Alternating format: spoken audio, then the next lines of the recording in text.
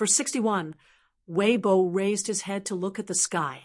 The full moon hung high in the sky. It was only after he became the mountain god of holy water country that he learned that in another world there would be a spectacle of 3 moons competing for glory.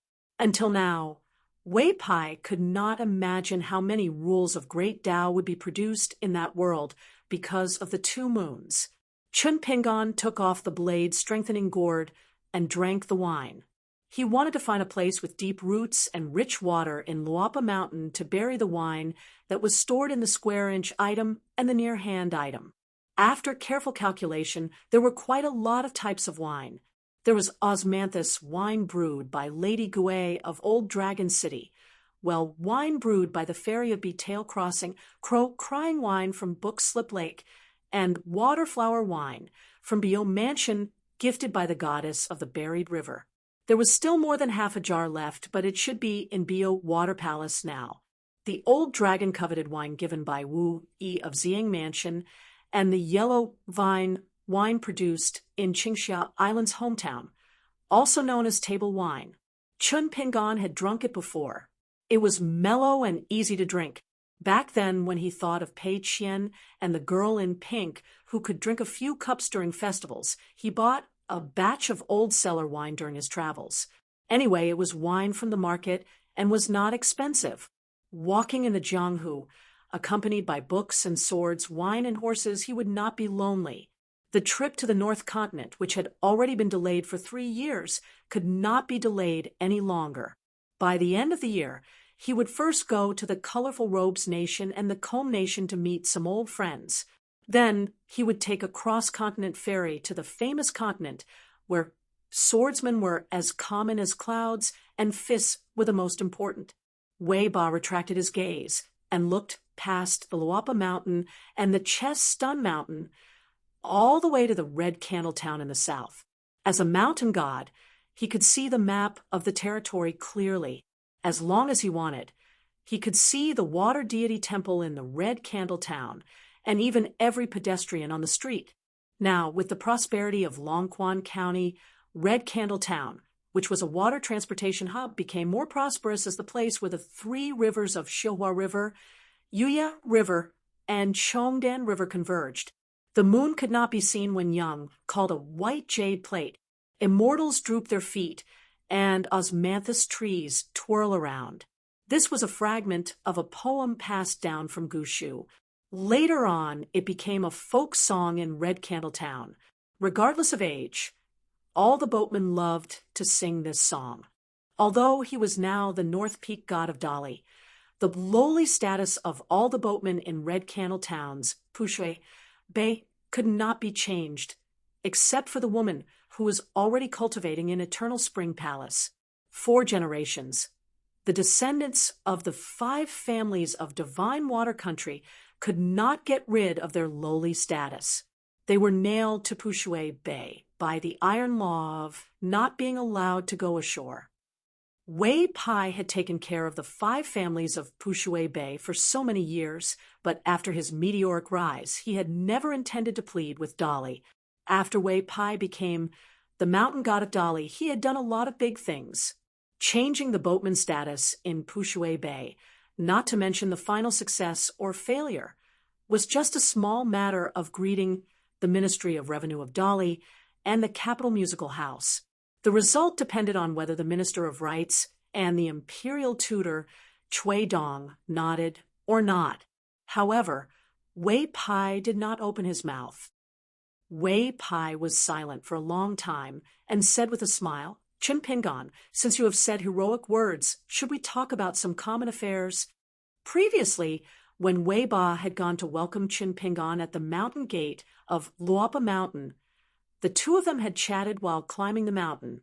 As Luapa Mountain had a mountain deity temple overseeing it, it was obviously a nail of the Great Li imperial court. Moreover, the Great Li Song clan did not conceal anything at all. This was a kind of silent attitude. If Wei Pai isolated a small world, it was inevitable that there would be suspicion of 300 taels of silver here. According to the upright nature of the god of Mount Song, who was a loyal minister in life and a heroic spirit in death, he would inevitably record this and send it to the Ministry of Rights. It was better to avoid trouble. Chun Pingon had already prepared a draft for this. He asked if the signing of the land deed with Dali Imperial Court goes smoothly, which mountain is better to be the ancestral mountain of the ancestral hall. Luapa Mountain has the best foundation, but after all, it is too remote and is located in the southernmost part. Moreover, I am a layman when it comes to geography. I now have 2 sets of formations, and the rank should be very high. One is a sword formation, suitable for attacking and repelling the enemy, and the other is a mountain guarding formation, suitable for defense. Once it takes root in the mountain, it is extremely difficult to move. Should I put the 2 mountain guarding formations on the same mountain from the beginning, or should I coordinate them in the north and south and set them separately? But there is still a problem.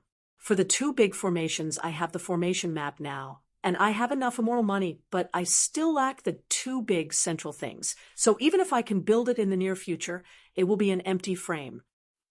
Wei Pai did not treat Chun Pingon as an outsider, and without any scruples, asked directly, "How high is the rank? Is there a saying?"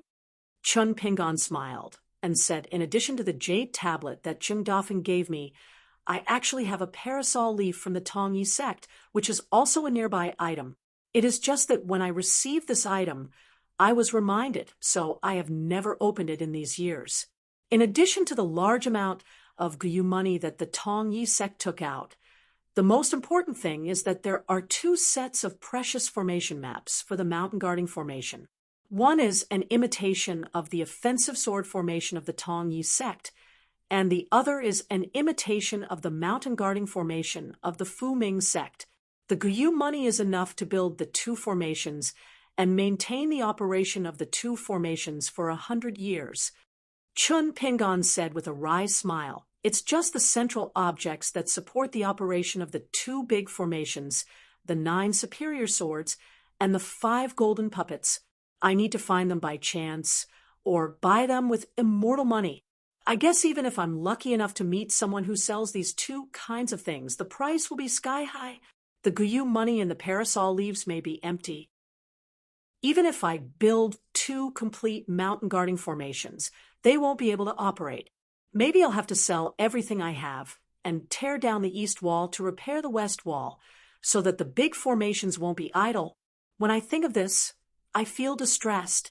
It really forces me to go to those broken, blessed enclave to look for opportunities, or learn from those wild cultivators in the mountains and lakes to explore." After Chun Pingon finished speaking, he looked at Wei Pai. Wei Pai nodded and said, "There won't be any snooping." Chun Pingon then took out the yellowed parasol leaf. It looked ordinary, but if a cultivator looked carefully, he could find that a small parasol leaf was actually full of mysteries and phenomena. Chun Pingon handed it to Wei Pai and said softly, "The reason why I don't dare to open it is that there are still 2 pieces of glazed golden body that fell into the Tongyi sect after Du Mao failed to ascend. One is as small as a thumb, and the other is as big as a child's fist. Compared with the other glazed golden bodies that fell into the territories of Tongyi and Baoping continents, they are considered small. Once I open it, it is equivalent to revealing the secrets of heaven, and it may attract the covetous of the cultivators of the upper 5 realms." Wei Pai pinched the parasol leaf with 2 fingers, raised it high, squinted his eyes, and sighed. "Fortunately, you didn't open it. The glazed golden body of the Ascendant Realm cultivator is too valuable, not to mention others. Even I covet it. The aura is rich.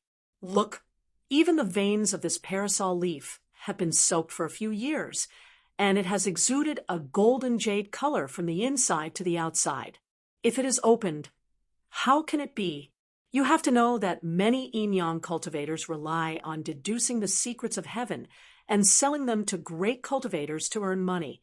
So, you resisted the temptation and didn't look at it, avoiding countless unexpected troubles." Wei Pai admired the parasol leaf for a moment, then handed it back to Chun Pingon and explained, This parasol leaf is very likely to be a fallen leaf on the root of the Tongyi continent. It is said that a tall tree attracts the wind, but that ancient parasol tree that no one knows where it is almost never leaves. It is evergreen for thousands of years and gathered the luck of a continent. So, every fallen leaf and every broken branch is extremely precious. Every time a branch and leaf falls, it is a great opportunity for the cultivator of a continent who catches it. Somehow, they can get the protection of the Tongyi continent. This is the so-called blessing and virtue of the world. You saw the small bamboo garden that I carefully cultivated in the Chiduan mountain. Do you still remember? Chun Pingan nodded and smiled. Of course he remembered. Now Chun Pingan was still thinking about asking Wei Pai for a bamboo pole to make a bamboo knife for himself and Pei Qian, the master and disciple, one big and one small. If the bamboo was big enough, he could also make a bamboo sword for Pei Qian. Chun Pingan had nothing to be embarrassed about with Wei Pai. Wei Pai's bamboo forest on the Chiduan mountain was actually the offspring of the ancestor of the valiant bamboo, one of the 10 immortal bamboos in the Bamboo Sea Cave, which was famous in the 9 continents. At that time, it was cut down by Alliance. Except for the bamboo boxes and bamboo slips made by Chun Pingan, the real big head was the bamboo building on the Luapa Mountain. However, the appearance of the latter was Wei Pai's own wish.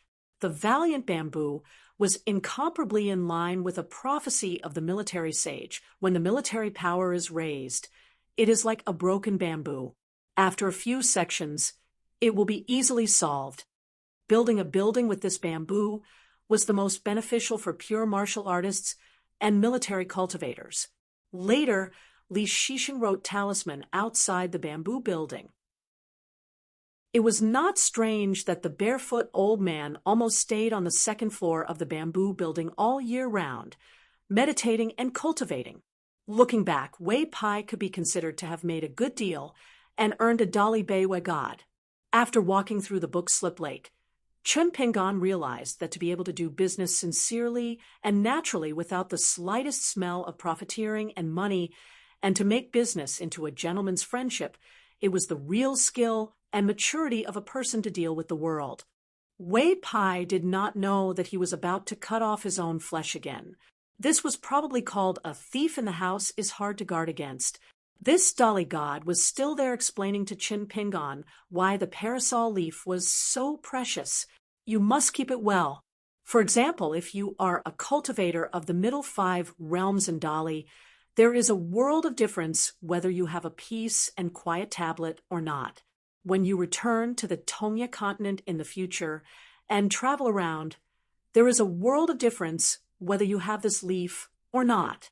If I did not know that you have made up your mind, and that there is a mortal enemy in the Tongya continent, I would advise you to bypass the Tongya sect and go straight to the south of the Tongya continent to try your luck. I will not go to the Tongya continent for the time being. As for the reason, it is not just Du Mao and the Tongya sect. Chun Pingan hesitated for a moment. In the end, he told Wei Bian the details of how Sui Yu had gone to the Jade Gui sect, how he would change from a pure martial artist to a swordsman, and how he had followed Li Fuyao. Everyone knew that the Tongya continent's Yugui subsect was located at the Calligraphy Lake in the Aquarius continent. However, this was the first time Chun Pingan revealed his relationship with the old man surnamed Sun and Jiang Shangzhen. After all, Chun Pingan was worried about the flying sword messages between the cloud-padding mountain and the verdant gorge island. After Wei Pai heard it, he was stunned for a moment. After thinking for a moment, he frowned and said, the Yugui sect should be using this opportunity to express their goodwill to the Central Region's Confucian Temple, but they did not want to fall out with the sage of literature. Therefore, they let the great cultivator, who joined the Yugui sect from the Tongya sect, become a pawn to explore the way, instead of letting Jiang Shangzhen, one of their own, rush to the Calligraphy Lake immediately. If they kill you, there will be a scapegoat, but if they don't kill you, This action can be considered as an explanation to the sacrificial saint of the quasi-sage lineage. The great cultivator of the Tongya sect's ancestral hall was not stupid. He did not want to be killed by someone else, so he sneakily pushed out the nascent soul cultivator, Li Fuyao. Although Li Fuyao's realm was not as high as the former, she was not stupid. She followed you for a while before deciding to show herself, and put on a show with you in the Meili Kingdom. Wei Pai then told Chun Pingon the many inside rules between the upper and lower sections. Chun Pingon finally came to a realization. Why was the Jade sect so fickle? From the old man surnamed Sun who appeared in Old Dragon City to Jiang Shangjin and finally to Gong Willow Island, they did not care about the slightest relationship. As it turned out, it involved the great undertaking of the sect. Chun Pingon shook the blade-strengthening gourd and could only sigh. He was no longer in the mood to drink. He did not know the respective roles of the old man surnamed Sun and Jiang Shangjin in this scheme. What was it? Right now, the person who understood the details of the mountains to the west of Longquan Prefecture the most was definitely Wei Pai. Transferring the fate of the mountains and rivers was not a difficult matter, but back to Chun Pingon's original question, where to build the two great mountain protection formations and when to break ground. Wei Pai's expression was not relaxed. He said slowly, the two great formations are of extremely high quality, and the cost is even more astonishing. Since you are still lacking the key items right now, if you are not in a hurry, I suggest you make a decision later. The matter of the Great Mountain Protection Formation is the most important thing for all cultivators to establish a sect. When it is truly foolproof, then set up the formation in one go. It is best not to be intermittent. Wei Pai said with a smile, in any case, now that I am in Longquan Prefecture, you don't have to worry about those mountains of yours for the time being. If it really doesn't work, then there is also St. Juan. Chun Pingon felt a headache. After joking, Wei Pai continued to talk about serious matters. It is not easy to find a Mahist master who is proficient in formations and mechanisms in other places in the Aquarius continent, but we happen to have a lot of them in Dali. This matter can be prepared earlier, so that when the time comes, you will not be in a hurry. Ordinary Mahist cultivators really do not dare to take over these two great formations. You have to decide on the candidates as soon as possible, and then make up time, instead of setting a date first, and then looking for people. So you can find a chance to contact that hero, Su Ruo. This person is behind the scenes in Dali, and he is extremely important. Even I can't see through his depth. You don't have to worry about this matter. I will help you to greet him, or else you may not be able to find Su Ruo. Wei Pai was probably worried that Chun Pingon would be too hasty and must set up the great formation before going to the North Continent so that he could travel with ease. He patiently reminded him the path of cultivation is long and there are many opportunities to be fought for. Some good things can only be done by waiting. Don't think that time in the world is so slow just because the trip to the Scroll Lake was incomparably torturous and every day felt like a year. Ooh, Chun Pingon nodded. I understand this. Wei Pai smiled and said, that's good. I thought that I would have to persuade you more. Chun Pingon said helplessly, to be honest, I really want to have a decent mountain top. It's extravagant and imposing. Even if I'm not on the mountain top, I can feel at ease even if I'm thousands of miles away. That's something that makes me happy just thinking about it. But since you have said so, I can only hold it in and take it slow. Chun Pingon suddenly laughed and fastened the blade-strengthening gourd to his waist. Mountain God Wei, do you have any extra valiant bamboo? Just one pole will do. Wei Pai smiled and asked, is this considered extortion? Chun Pingon said resentfully, I will give you as much as you need. I will owe Mountain Splitting Cloud according to the market price. I am thinking that I have just returned and will soon leave Longquan County. I feel a little sorry for Pei Qian, so I will make 2 bamboo swords for her as a parting gift so that she will not cry. Wei Pai gave him a thumbs up. Helping you contact Su Ruo is one thing. He then extended his index finger. Shamelessly asking for a valiant bamboo is the second thing. Wei Pai finally gave him the middle finger. Say it. Make up 3 yuan. I do have some. Chun Pingon laughed and said, I only have a bag of adamant and copper coins left. I must keep it for picture scroll and the others. As long as I throw the adamant and copper coins into my robe, its rank can be increased. Someone said that it is best to increase the rank of a half-immortal weapon in one go. It will definitely not be a loss. Even if I become a golden body warrior in the future, wearing it will be a burden. I can just sell it for a sky-high price. But according to what the Li dynasty is saying now, all the gold and copper coins on credit will be written off after the mountains are sold to me. I was thinking that Wei Shan, the mystic prodigy, would do more work and at least squeeze out a few bags of gold and copper coins for me. If that doesn't work, I'll just take it that I owe the Li dynasty a debt. Wei Pai smiled brightly and asked young Hero Chen, May I ask if you have accidentally left your face in some corner of Jianghu? Did you forget to pick it up and bring it back to Longquan County? Ooh, Chun Pingon said with a righteous face, Look at what you are saying. Hurting my feelings is secondary. The key is that you don't have the demeanor of an immortal at all. This is unacceptable. Wei Pai reached out and rubbed the space between his eyebrows. Chun Pingon, you are actually Mr. Zhu and Pei Qian's flatterer, aren't you? Chun Pingon waited quietly for him to continue.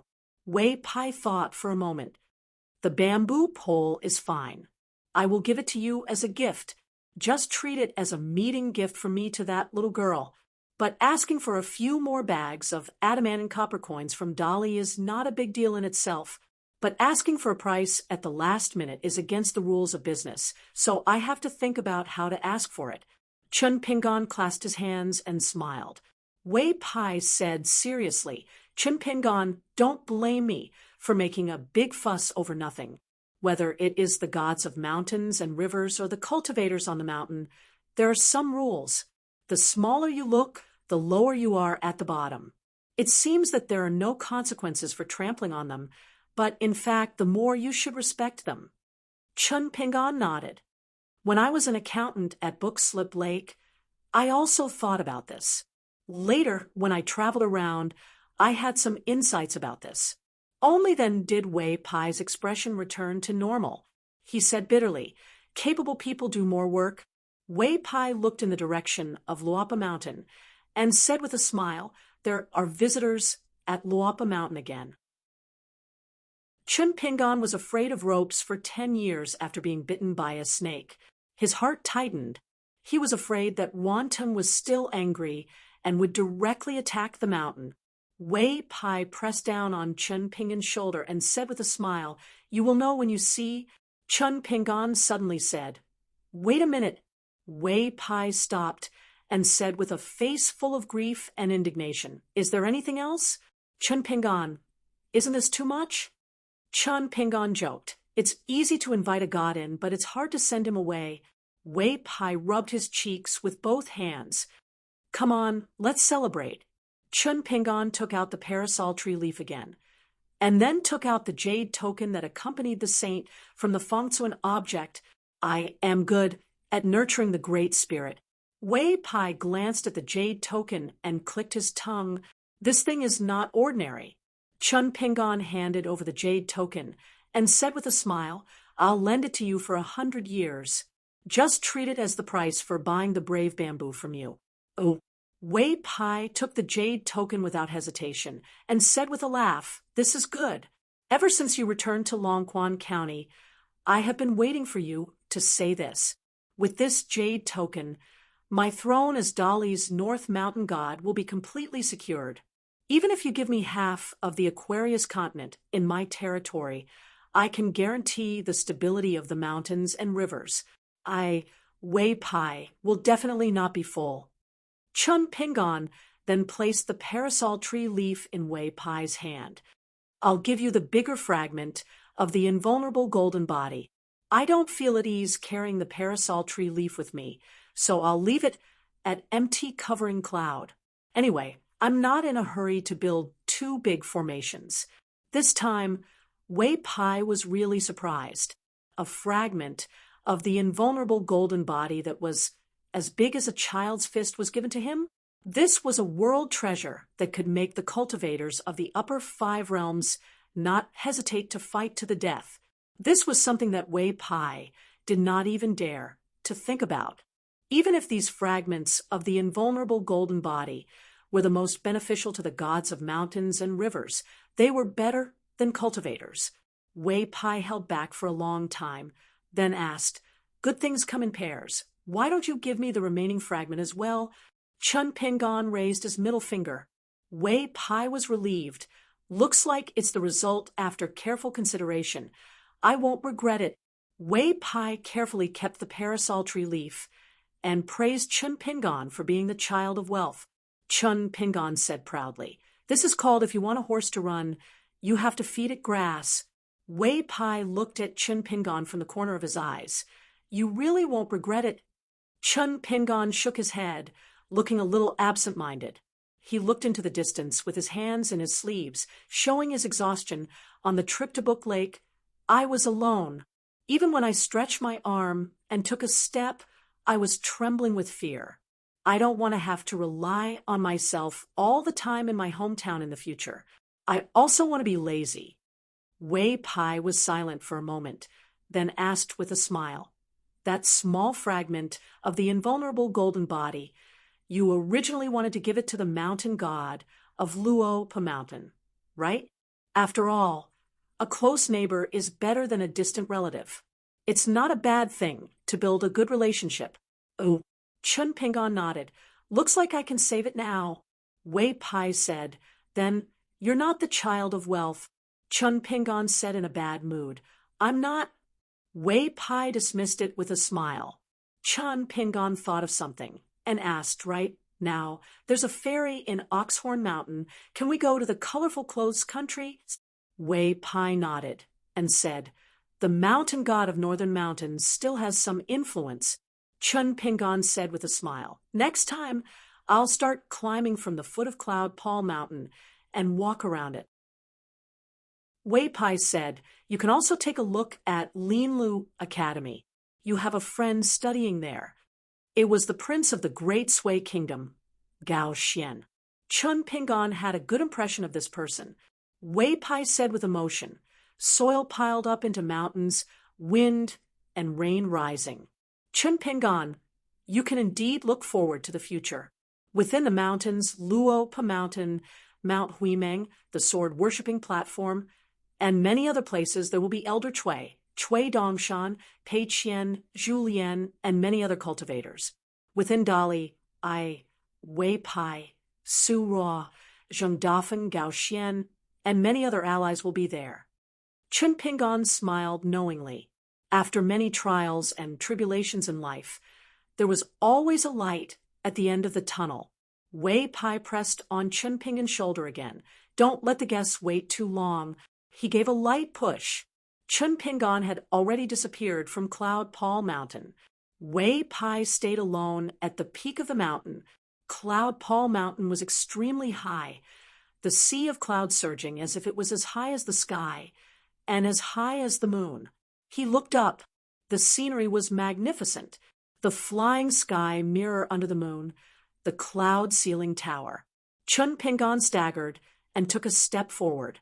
It was as if he was in a glazed fairyland. He felt a little dizzy.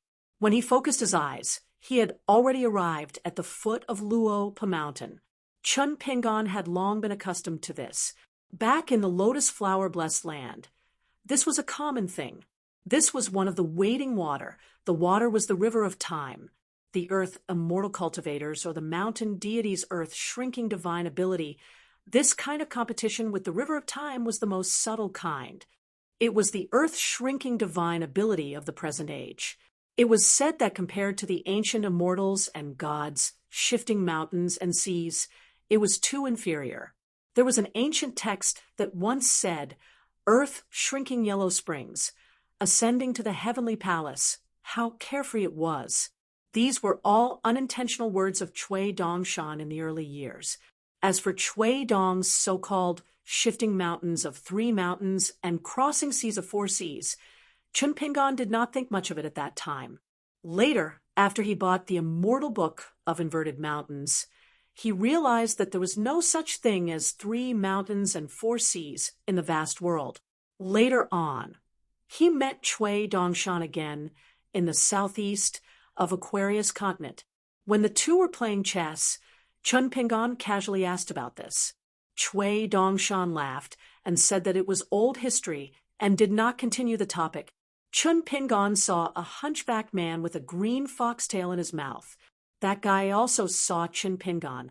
The hunchback clicked his tongue and said, "Not bad, shifting mountains and shrinking earth. Why? Do you find that golden head an eyesore? So you decided to become the mountain deity of Luopa Mountain yourself?" Chun Pingon said helplessly, "This is Wei Pai's divine ability. I don't have this ability." Chun Pingon's body relaxed. Naturally, he covered his sleeves with his hands. "Let's walk." Zheng Dafeng glanced at Chun Pingon. He had not seen him for a few years. He had lost a few kilograms. His height should have grown, but his back and shoulders were bent. He did not look tall. Zheng Dafeng exclaimed, "Seems like after leaving Old Dragon City, Sui Yu's skills have improved." Chun Pingon was confused. "What do you mean?" Zheng Dafeng said earnestly, "Young people really don't know how to control themselves. A certain part of your primordial chi has been damaged. Your chi and blood must be weak. Your marrow must be exhausted. And your back must be so painful that you can't even raise your head. I dare say that you have the will, but not the strength to practice your fist recently, right? When you go back to the old man's medicine shop, grab a few prescriptions to nourish your body. If you really can't do it, ask Wei Pai for a chi fusion technique. Then you can get back at Great Sword Immortal Sway in the future. It won't be embarrassing. Young men are often not a woman's match." Chun Pingon finally understood the meaning behind Zheng Dafeng's words. With Zheng Dafeng's temper, the more he argued about this kind of ridicule, the more excited he would be. If Sui Yu were here, Zheng Dafeng would probably suffer a sword strike. Chun Pingon suddenly thought of the words of a saint in the Taoist proper scripture. He smiled and said, "The great Tao is clear and empty. How can there be such a thing?" Zheng Dafeng scoffed at this. Chun Pingon asked, "Your master has taken in 2 more disciples. I've met them. That woman is the same as you and Li Er, a pure martial artist. But why does that youth from Peach Leaf Alley not seem to be on the path of martial arts?" Zheng Dafeng shook his head and said, "No one knows what the old man is thinking. Other than Li Er, I don't even know how many other senior brothers and sisters are scattered all over the world. Can you believe it? The old man has never liked to talk about this." Chun Pingon asked, "What are your plans now?" Zheng Dafeng said with a look of righteousness, "Isn't this nonsense? Open my eyes wide and look for a wife. Now, I wish I could carry a lantern at night and pick up a woman from the streets and bring her home. Do you think it's fun to be single? The night is long, and other than the crowing of chickens and the barking of dogs, there's only the sound of farts. You still have to cover them in your bed, unwilling to let them go. If it were you, wouldn't you feel pity for yourself?" Chun Pingon wiped his face and did not say a word. Zheng Dafeng smiled and said, "I have something to discuss with you?" Chun Pingon asked curiously. "Go ahead." Zheng Dafeng pointed to the foot of Luopa Mountain behind him. "I plan to return to my old job of guarding the door and freeload off of you. How about that?" Chun Pingon stopped in his tracks. "You're not joking?" Zheng Dafeng was angry. "I rushed all night just to come to Luopa Mountain to joke with you?" Chun Pingon smiled and said, "Sure, I'll get Zhu Lian to build a house at the mountain gate later." Zheng Dafeng rolled his eyes and said, "There has to be one on the mountain. Otherwise, if word gets out, I'll become a joke, and I won't be able to find a wife."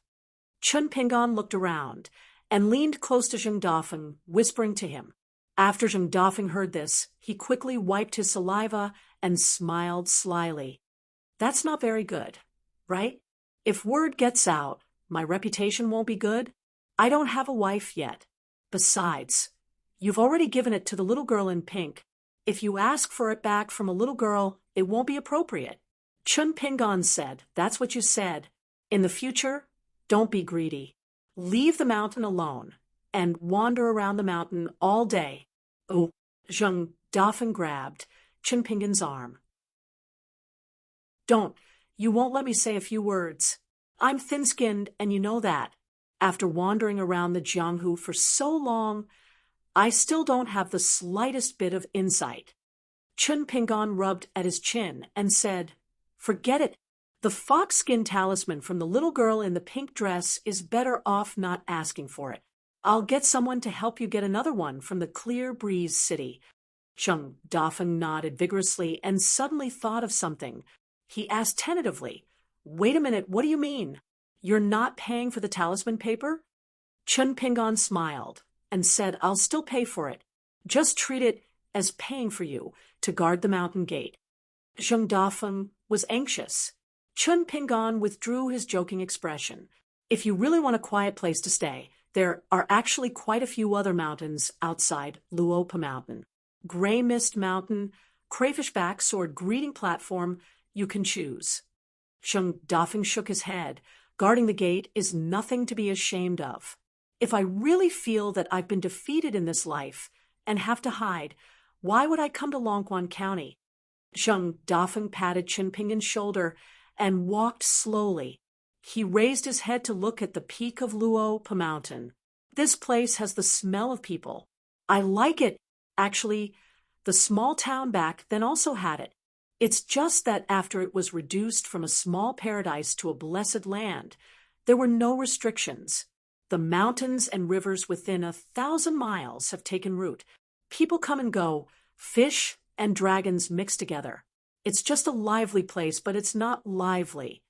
When Chun Pingon returned to Longquan County this time and passed by the small town, he indeed had such a feeling.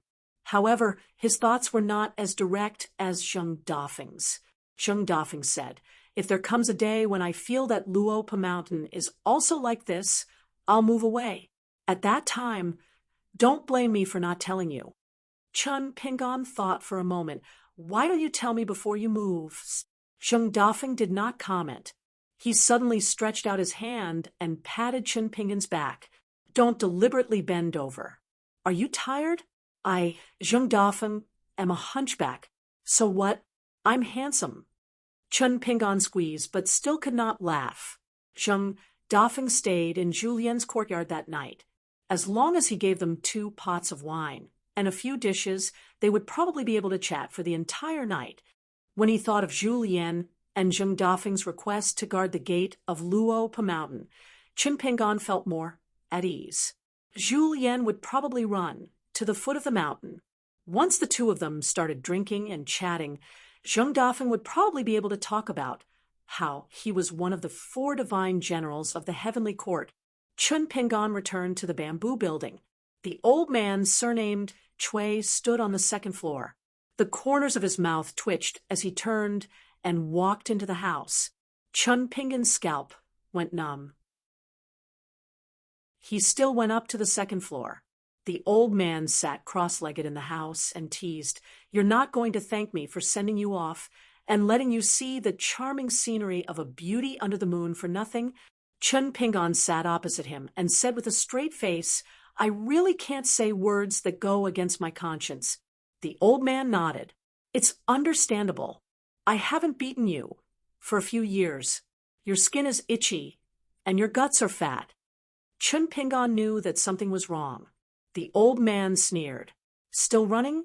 Aren't you afraid that I'll punch you straight to Spiritual Grace Mountain and let Wan Ting smash you back to Luopa Mountain with a hammer? Chun Pingon's forehead was covered in sweat. The old man took out a letter from his sleeve and tossed it to Chun Pingon. Your student left it for you. Chun Pingon reached out to catch the letter. The old man's fist had already arrived. Even though Chun Pingon had actually sensed it, he was still caught off guard. With a bang, he flew out and hit the wall. The old man sneered. Strange, strange. A martial artist at the peak of the fifth realm is not as agile as a martial artist at the third realm back then. No wonder you can only follow behind others and eat their dust. Chun Pingon put the letter away, took off the sword immortal on his back, and took off his boots. His body was stooped. It seemed that his fist stance was loose, and his fist intent was restrained. In fact, his muscles and bones were suddenly stretched. His joints were like firecrackers, so much so that the green robe on his body shook and the dust around him scattered. If Julien was here, he would definitely be shocked. Then he would start to flatter him and say that the pupil had surpassed the master, because in these years, the only fist stance that Chun Pingon had practiced, even if he didn't want to, was Zhu Lian's original ape form. The essence of it was that when the gate of heaven opens, spring thunder explodes. Although Chun Pingon had not perfected it, he was already extremely similar to Zhu Lian, who had been practicing it for decades. Then Chun Pingon used his ape form fist intent to strike a stance that he had learned from the imperial tutor of the lotus blossom-blessed land. The stance of his fist was the iron horse chisel formation. Come, if you have the ability, then use the fifth realm to kill me. The barefoot old man slowly stood up. The bamboo building shook. The thick spiritual energy in the surroundings was actually scattered a lot. A green-robed figure suddenly arrived. A knee smashed towards the old man's head. The old man casually stretched out a hand and pressed down on Chun Pingon's knee. With a casual push, he threw Chun Pingon out. The old man still slowly stood up. During this process, his speed did not increase or decrease. He just stood there, calm and composed. After being thrown out, Chun Pingon did not look embarrassed. Instead, his toes lightly touched the wall of the bamboo building, and he floated to the ground. He frowned and said, "Sixth realm?" The old man obviously disdained to answer such a childish question. The old man thought for a moment. Then he did the same as Chun Pingon. He used the ape form fist intent to support his divine chi. Then he used the iron horse chisel formation to open up a path. He smiled and said, "You don't know the immensity of heaven and earth. Let me teach you." Chun Pingon bent his knees slightly and took a step back. His hands drew an arc like moving clouds and flowing water. Finally, his palm turned into a fist. He struck a strange posture that the old man had never seen before. "As long as it's the fifth realm, do you think I'm afraid of you?" The old man said, "Oh." He threw out a punch. Chun Pingon actually fainted on the spot. He could only curse out half a sentence, because the old man's punch was clearly not of the fifth realm, not to mention the sixth realm. It might even be of the seventh realm. The old man put his hands behind his back and smiled. "Sorry, I didn't hold back." The old man was not purposely teasing Chun Pingon, but it was the truth. In the past few years in this bamboo building full of glyphs, he had used the fire to nurture his originally strong and ferocious fist essence. Tonight, it had been slightly influenced by this little brat's fist essence. The old man's punch had the intention of not being satisfied until it was released.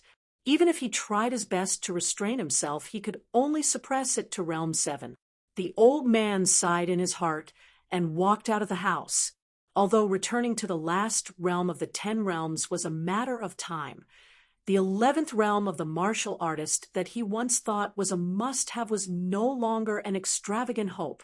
Back then, it was he who faced the sect Master Luchin and gave up the chance to reach the 11th realm in exchange for the safety of the two young people. Although he did not regret it, how could he not have any regrets? The old man turned his head and glanced at the young people in the house. After retracting his gaze, he thought for a while and kicked Chun Pingon to wake him up. Without waiting for Chun Pingon to say anything, the old man kicked his forehead again. Poor Chun Pingon fainted again. The old man muttered, "In the future, if you don't have the ability to reach the 11th realm, see if I don't beat you to death." The old man returned to the corridor again, feeling refreshed.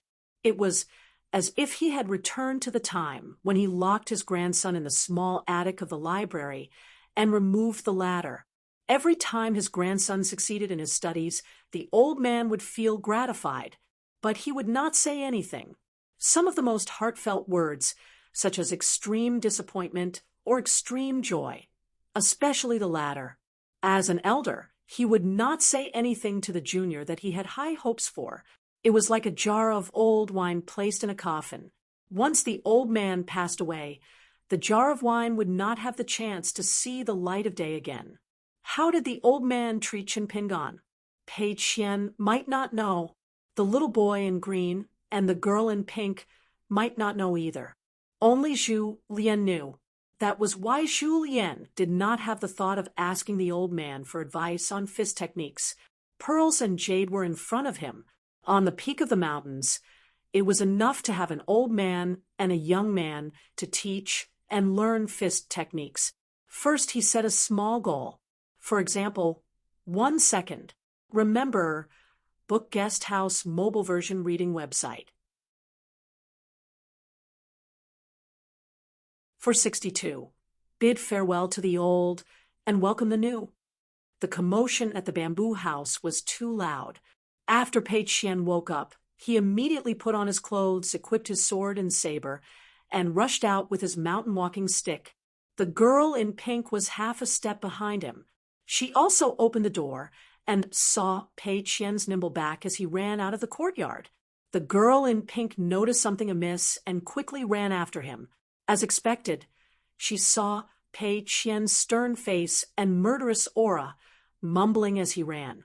The girl in pink had a rough understanding of Pei Qian's temper and quickly advised, "Don't be rash.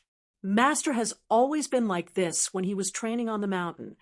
It wasn't that the girl in pink didn't feel sorry for her master, but she knew the severity of the situation. She didn't want Pei Qian to be at a disadvantage at the bamboo house. Moreover, Master Cui really didn't have any ill intentions towards her master. Pei Qian ran madly with his head down and his mountain walking stick. He said angrily, "That old bastard really wants to rebel.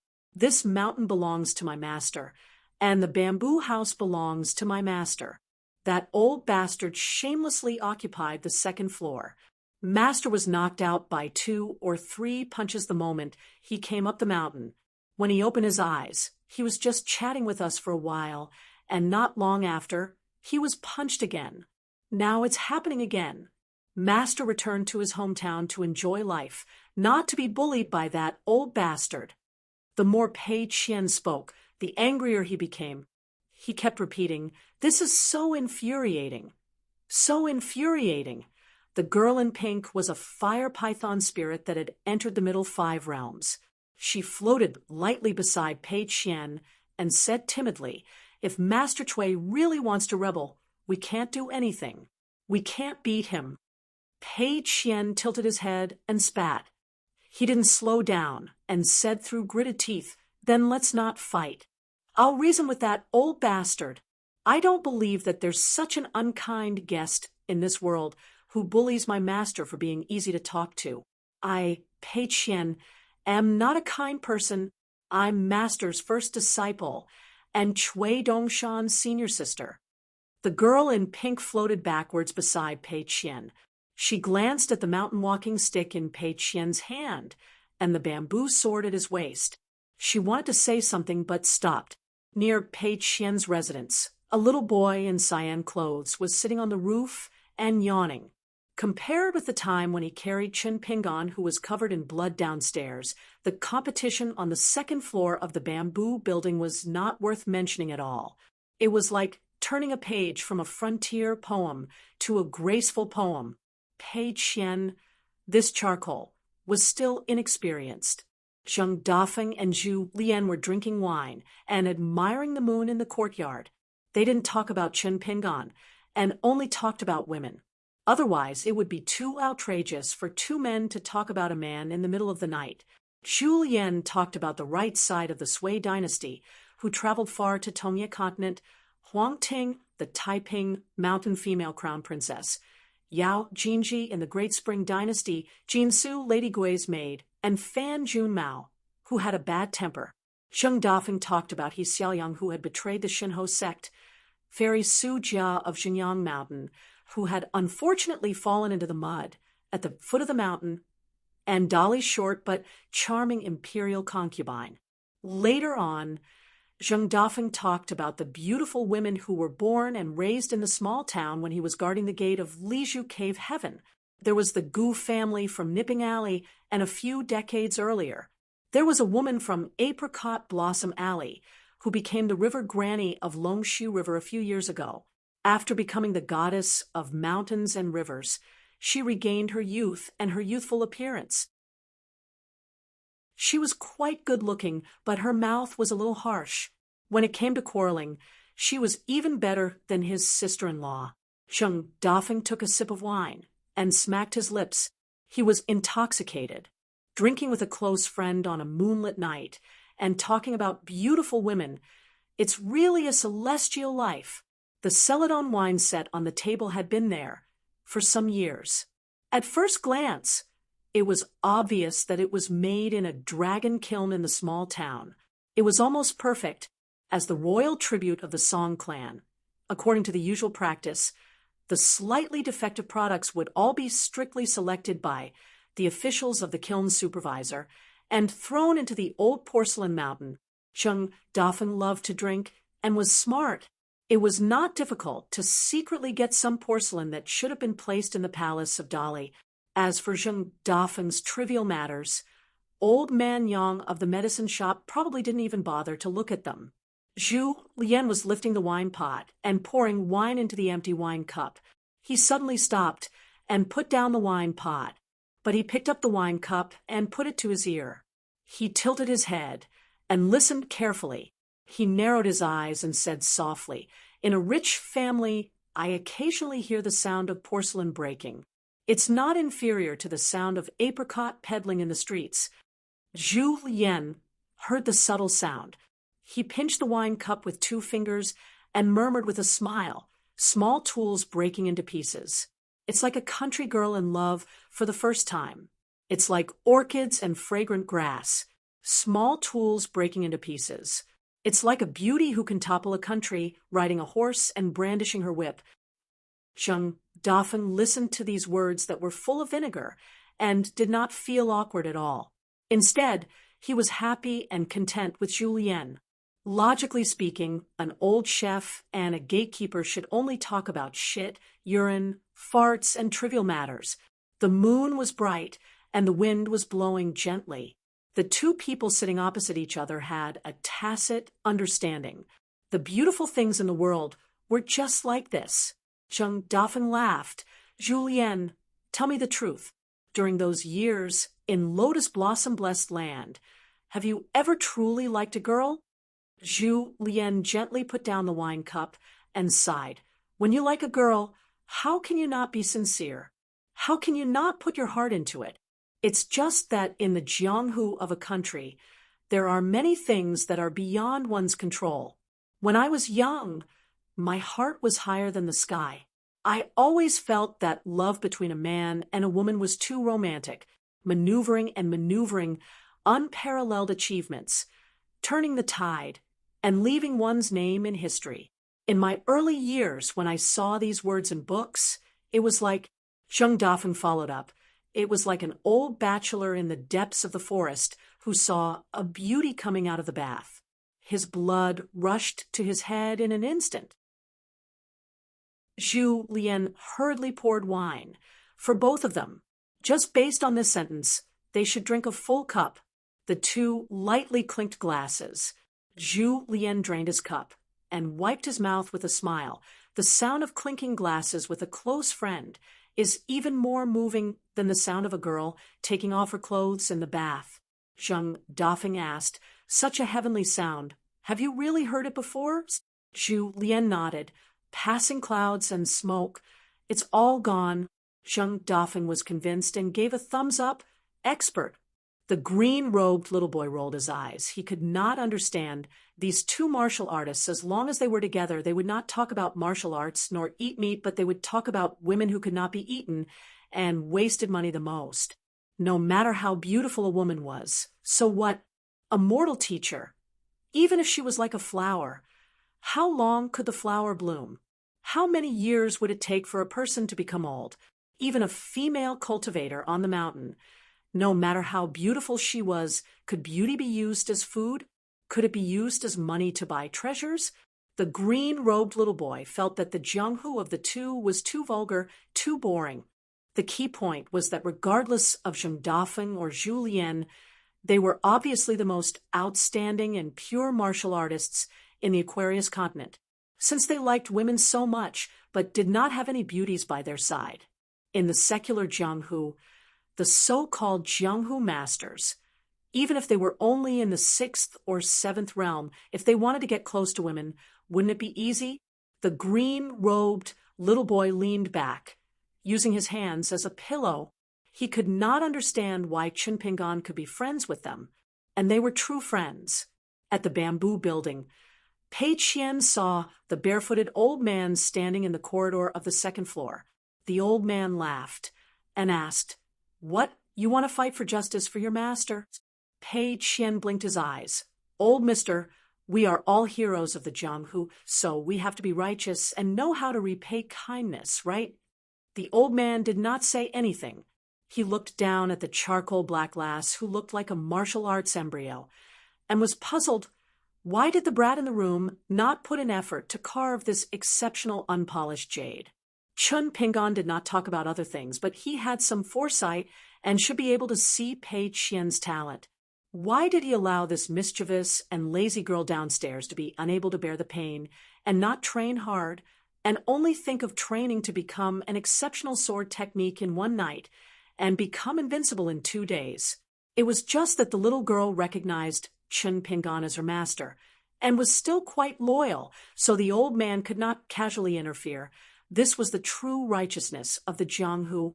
Even if little charcoal was idle every day, wasting natural resources, the old man could only wait until Qin Pingan returned to Luopa Mountain before he could say anything. As for how Qin Pingan would impart martial arts to Pei Qian in the end, it was still the master and disciple's business. The old man did not say anything.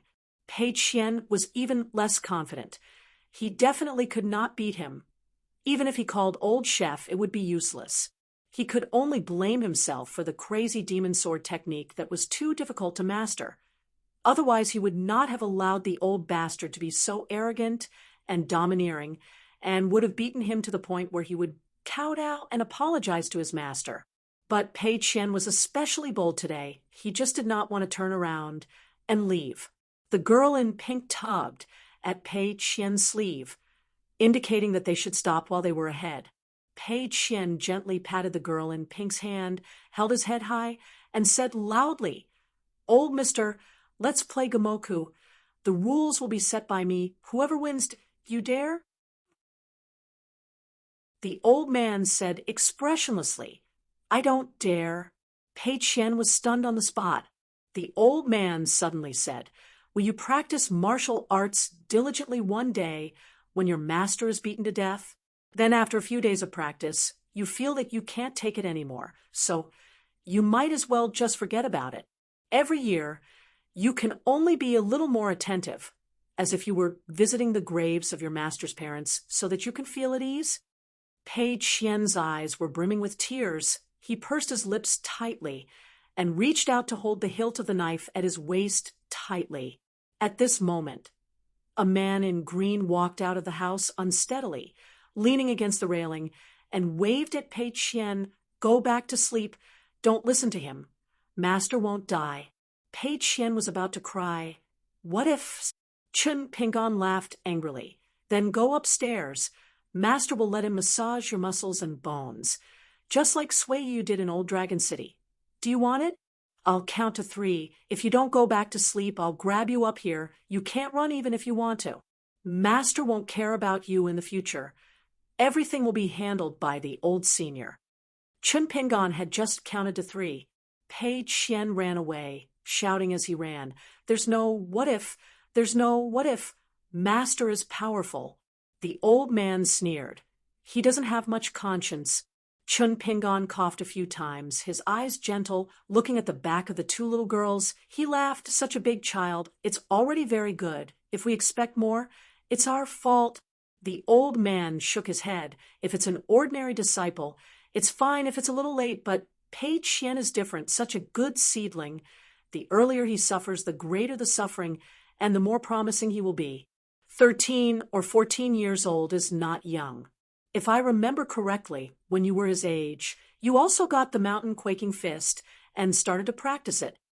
Chun Pingon laughed. "Anyway, I'm Pei Qian's master. What you say doesn't count." The old man squinted. "What? Do you really raise Pei Qian as a daughter? You have to think clearly whether Luo Mountain needs a lawless rich family's daughter or a tenacious martial arts embryo." Chun Pingon put his hands on the railing. "I don't want to think about this.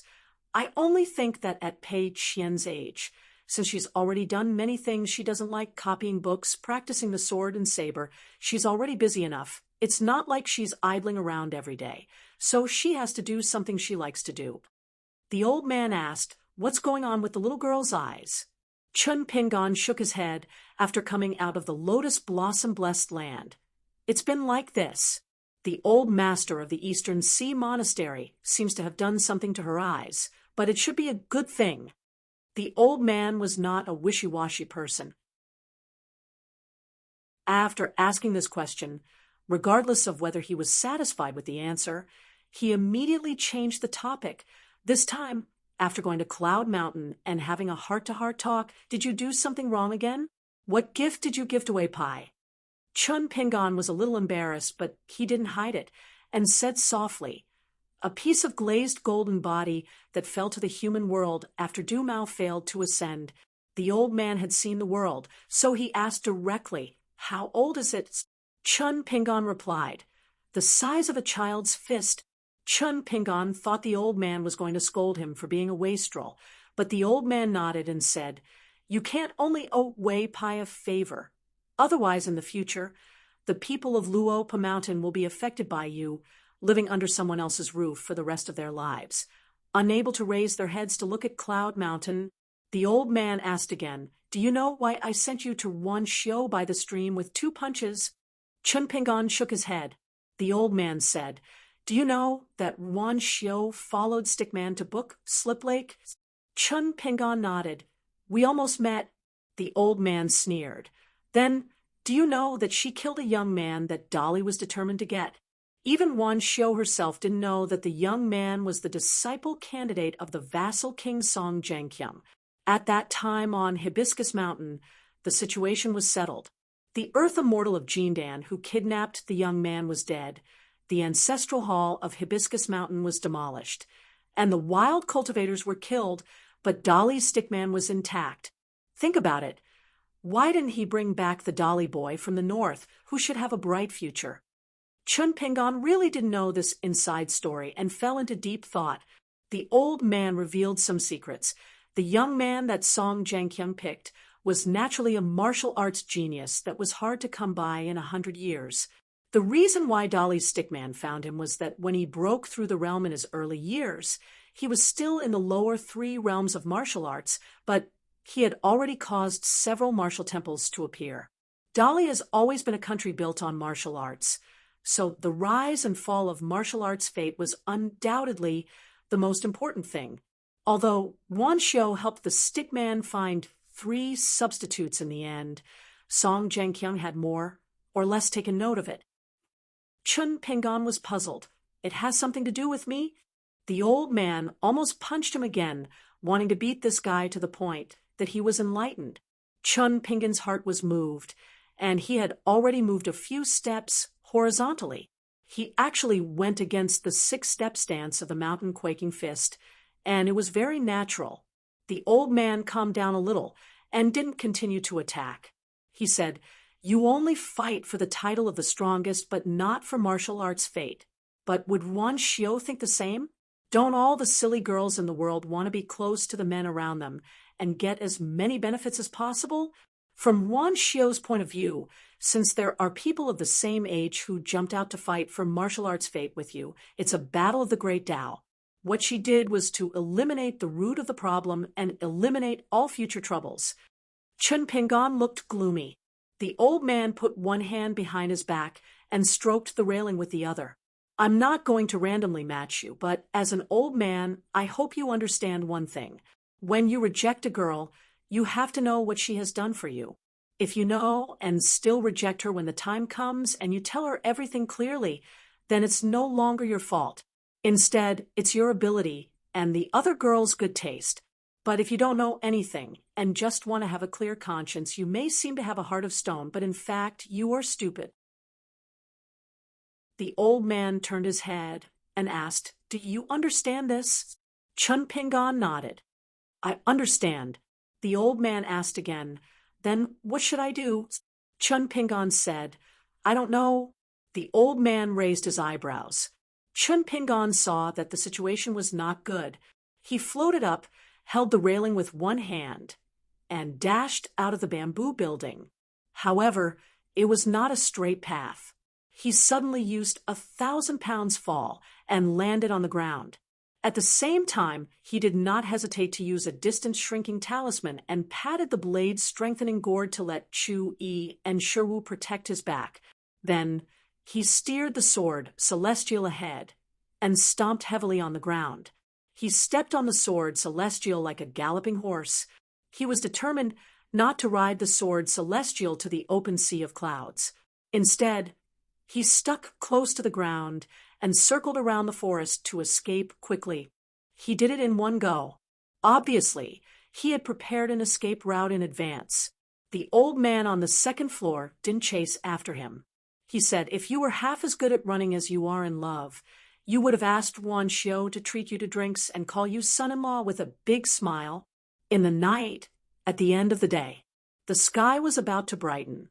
Chun Pingan sat alone on the steps near the peak of the Luopa mountain. Chu Lian, who reeked of alcohol, walked up the steps and sat beside Chun Pingan's feet. He turned his head and smiled. "Young master, you have a home, but can't go home. It's really a bit miserable." Chun Pingan sighed. "I asked for it. I can't blame anyone else." Zhu Lian asked, "It's almost dawn. If young master is not sleepy, why don't we go to Longquan New County together to pick up the girl who is now half a disciple of the Luopa Mountain? To tell you the truth, I have to persuade them in every possible way to make them believe that I am from the Luopa Mountain. My words are accurate, but the family also made a request. They hope that the person in charge of the Luopa Mountain can show his face. Otherwise, they wouldn't dare to let the girl leave home and enter the mountain. So, young master, you have to do it yourself." Chun Pingan nodded and smiled. "Sure, we will pass by the wind-cold mountain in the north. We will first go to Dong Shui Jing's wonton shop to take a look, then go to that family to pick up the girl." Zhu Lian chuckled. "Then we can also pass by the ancestral mountain of the Dragon Spring Sword sect." Chun Pingan kicked him lightly, but Zhu Lian did not dodge. He took the hit and cried out, "Oh, my old waist!" Chun Pingan stood up and whistled. The sound was melodious. The Chu Huang horse that had not been tied up quickly ran over. Chun Pingan did not get on the horse. He only led the horse down the mountain. He was used to living with Chu Huang and traveling around. Chun Pingan asked, "Is Zheng Dafeng asleep?" Zhu Lian rubbed his hands and smiled. "Not necessarily. I think Brother Dafeng is still lying in bed, reading the immortal book I lent him." Chun Pingan's face darkened. He regretted asking this question. He quickly changed the topic. "What is the girl's name?" Zhu Lian replied, "Tsun Yuanji." Chun Pingan said, "It's a strange name." Zhu Lian continued, "This budding young girl is tall and slender, much taller than this old servant. She looks slender, but upon closer inspection, she is well-rounded and thin. She is a natural clothes hanger, especially her long legs." Chun Pingan said helplessly, Are you picking a disciple for Luopa Mountain or a wife for yourself? Zhu Lian sighed. I have the heart to kill the thief, but I am powerless. Chun Pingon glanced at Zhu Lian, a martial artist in the far travel realm. Do you believe that? Zhu Lian corrected himself. Then you're saying that you're old but vigorous, have the strength to kill thieves, but have no choice but to keep yourself clean, and have no intention to kill thieves. Chun Pingon said, when she comes to Luopa Mountain, you and Zheng Dafeng must not scare her. Zhu Lian smiled. Young master, you are underestimating me and brother Dafeng. We are the best men in the world. Chun Pingon stopped and handed the item to Zhu Lian. I will go to Luopa Mountain to pick her up myself. I remember the address. Give the item to Zheng Dafeng. He knows the method to open a mountain. He gave it to me, and I did not refine it. Here are some wines, some calligraphy, and many small antiques. Where should they be buried? You, Zhu Lian, are an expert. You and Zheng Dafeng can plan together. I trust your foresight. Zhu Lian took the plain white jade tablet and had no choice but to turn around and climb the mountain. He kindly reminded, once you've picked up Tsinyuanji, there's no need for young master to be in a hurry. It's suitable for trekking in autumn and enjoying the scenery slowly. But be careful that Master Wan misunderstands you. Chun Pingon was just about to ask Zhu Lian to accompany him to Longquan County City when the stooped old man vanished like a wisp of smoke in the blink of an eye. Chun Pingon led the horse down the mountain, deeply worried. Soon after, one man and one horse trekked through mountains and rivers. However, compared to when he followed Old Man Yao, it was much smoother. Unless Chun Pingon purposely wanted the horse to be bumpy and chose a steep path in an ownerless mountain range, it would be a smooth journey. Both types of scenery had their own advantages and disadvantages. It was hard to say whether the scenery in front of him was good or bad. One evening, Chun Pingon led his horse to the mountainside of Mount Fongliang. He found the wonton shop and saw Dong Shuijing, who was growing taller and taller. Dong Shuijing's face was full of smiles. He did not chat too much and only said to wait a moment. He went to the kitchen and personally cooked a big bowl of wonton. He brought it to the table and sat to the side, watching Chun Pingon chew slowly. Chun Pingon smiled and sighed. Now I can only hope that the taste of the wonton will not change. Otherwise, no one will be able to farm the fields. There will be fewer familiar faces in the town and more unfamiliar neighbors. Tall buildings will rise everywhere. It is both good and bad. Dong Shuijing smiled and did not say anything. Apart from Mr. Qi Lier and the young man in front of him were the few people who really looked up to Dong Shuijing in the early years. What was especially precious was that when Chun Pingon traveled with Lin Shuyi, Dong Shuijing voluntarily chose to give up the opportunity to study at the Academy of the Great Sui Kingdom. Logically speaking, Chun Pingon and Lin Shuyi were closer. However, when it came to Dong Shuijing, they only got along with each other in one word: sincerity. He did not deliberately try to get closer to Dong Shuijing. He did not deliberately try to be friendly, but he never alienated Dong Shuijing because he was full of the stench of money. Dong Shuijing would cherish it. Chun Pingon still talked about the recent situation of the people from the Cliff Academy, just like the last time he met Dong Shuijing when he returned home. He also talked about some interesting stories about his travels to other continents. Dong Shuijing also talked about his experiences in Mount Fongliang and Longquan County City. They met again after a long time. The stories of both sides were all in a bowl of wontons. When he heard that Chun Pingon was going to Longquan County City, and that it was the first time that Chun Pingon had been there, Dong Shuijing planned to close the shop early. However, when he thought that there might be pilgrims rushing down the mountain at night, he handed the key to the shop assistant. Only then did he accompany Chun Pingon to leave Mount Fongliang and go to the county city in the north. There, the lights were as bright as day. From afar, it was a scene of prosperity.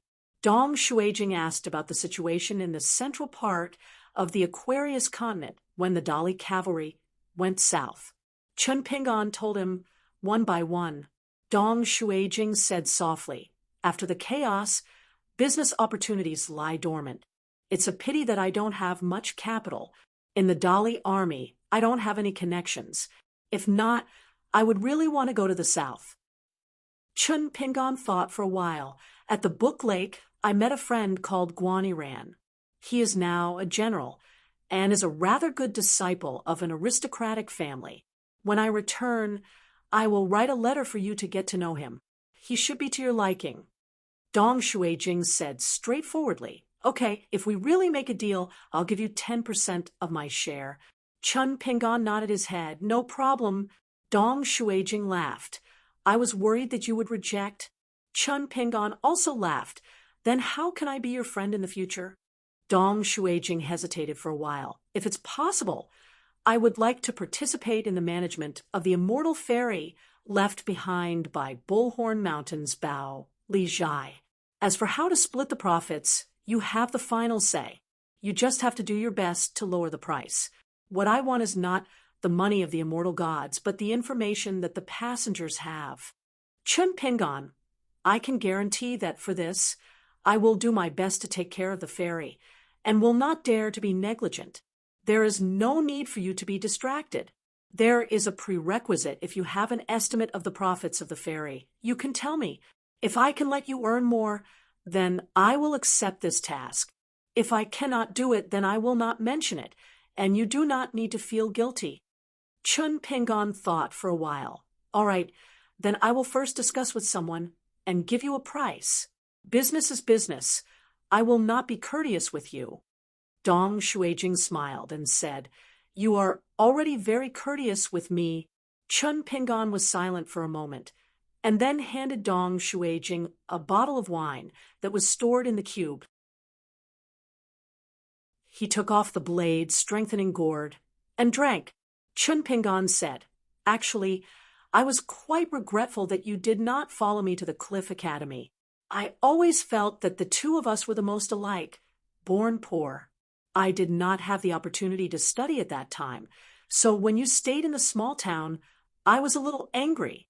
Of course, this was unreasonable, and in retrospect, I found that you actually did a good job, so I had the opportunity to tell you these things. Otherwise, I could only keep it in my heart."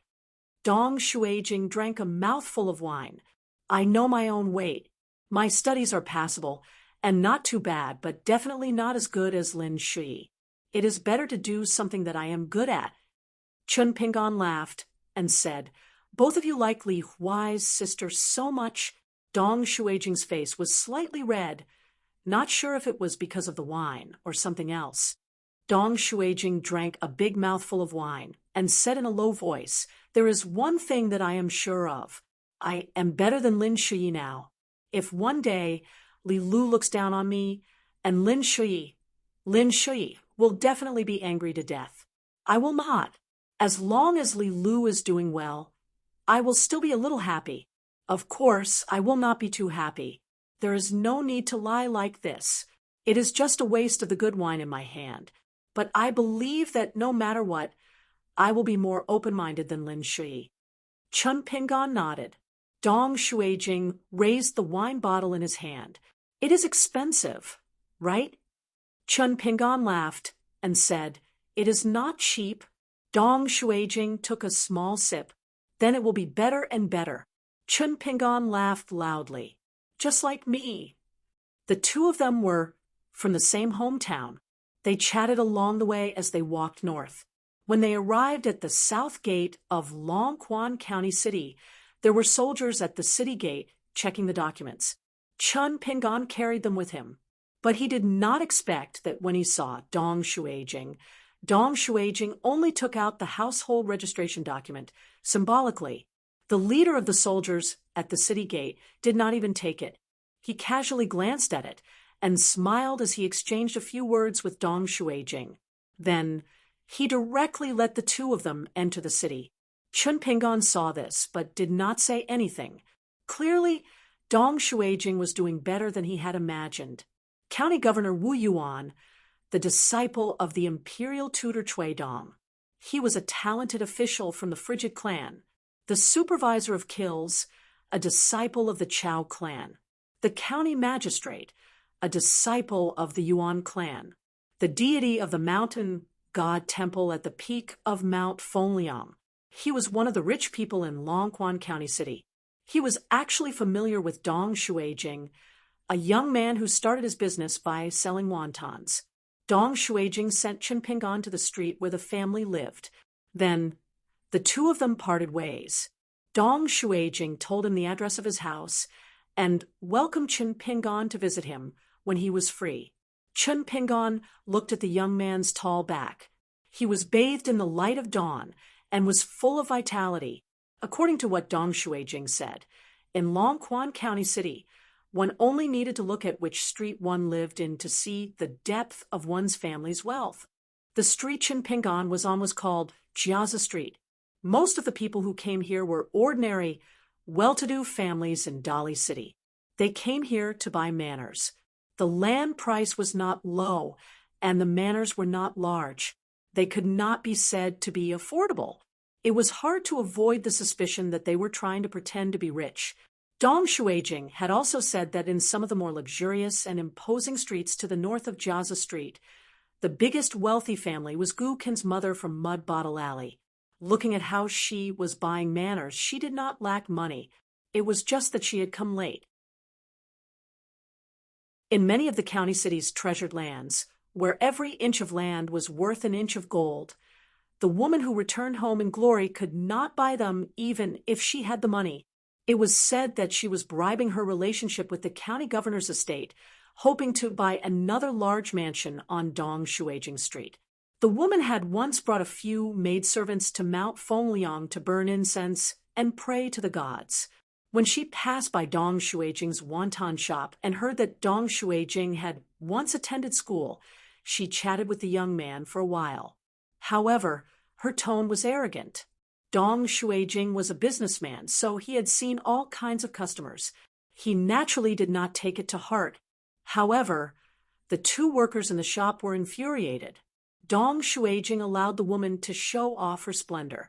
She even asked Dong Shuijing whether he had a place to stay in the county city and if he had saved up some silver. She said that she was very familiar with the county governor's estate and could help ask around. Dong Shuijing only said that he had a place to stay. After all, he had enough to eat and his family did not need to worry. It did not matter if the mansion was a little small. At that time, the woman's gaze was somewhat sympathetic. Later on, an official with real power in the county governor's estate, who was in charge of the household registration of a county, personally came and asked Dong Shuijing if he could sell the large and used mansion. He said that there was a woman from the Gu family who was generous with her money and was a sucker. This transaction could be done, and they could make a lot of money. Dong Shuijing said that there was already a dignitary in the capital who had taken a fancy to it, so he tactfully declined the official whether or not he could sell it. Dong Shuijing would not sell it. The woman from the Gu family probably would not have thought that even though she had clearly paid such a high price, she would still not be able to buy an empty mansion. Right now, in Longquan County City, Dong Shuijing's family background was becoming thicker and thicker, and his connections were becoming wider and wider. However, very strangely, the reputation of Dong Banshan was instead becoming smaller and smaller. In just a short 1 or 2 years, it seemed that the county city no longer had such a great landlord.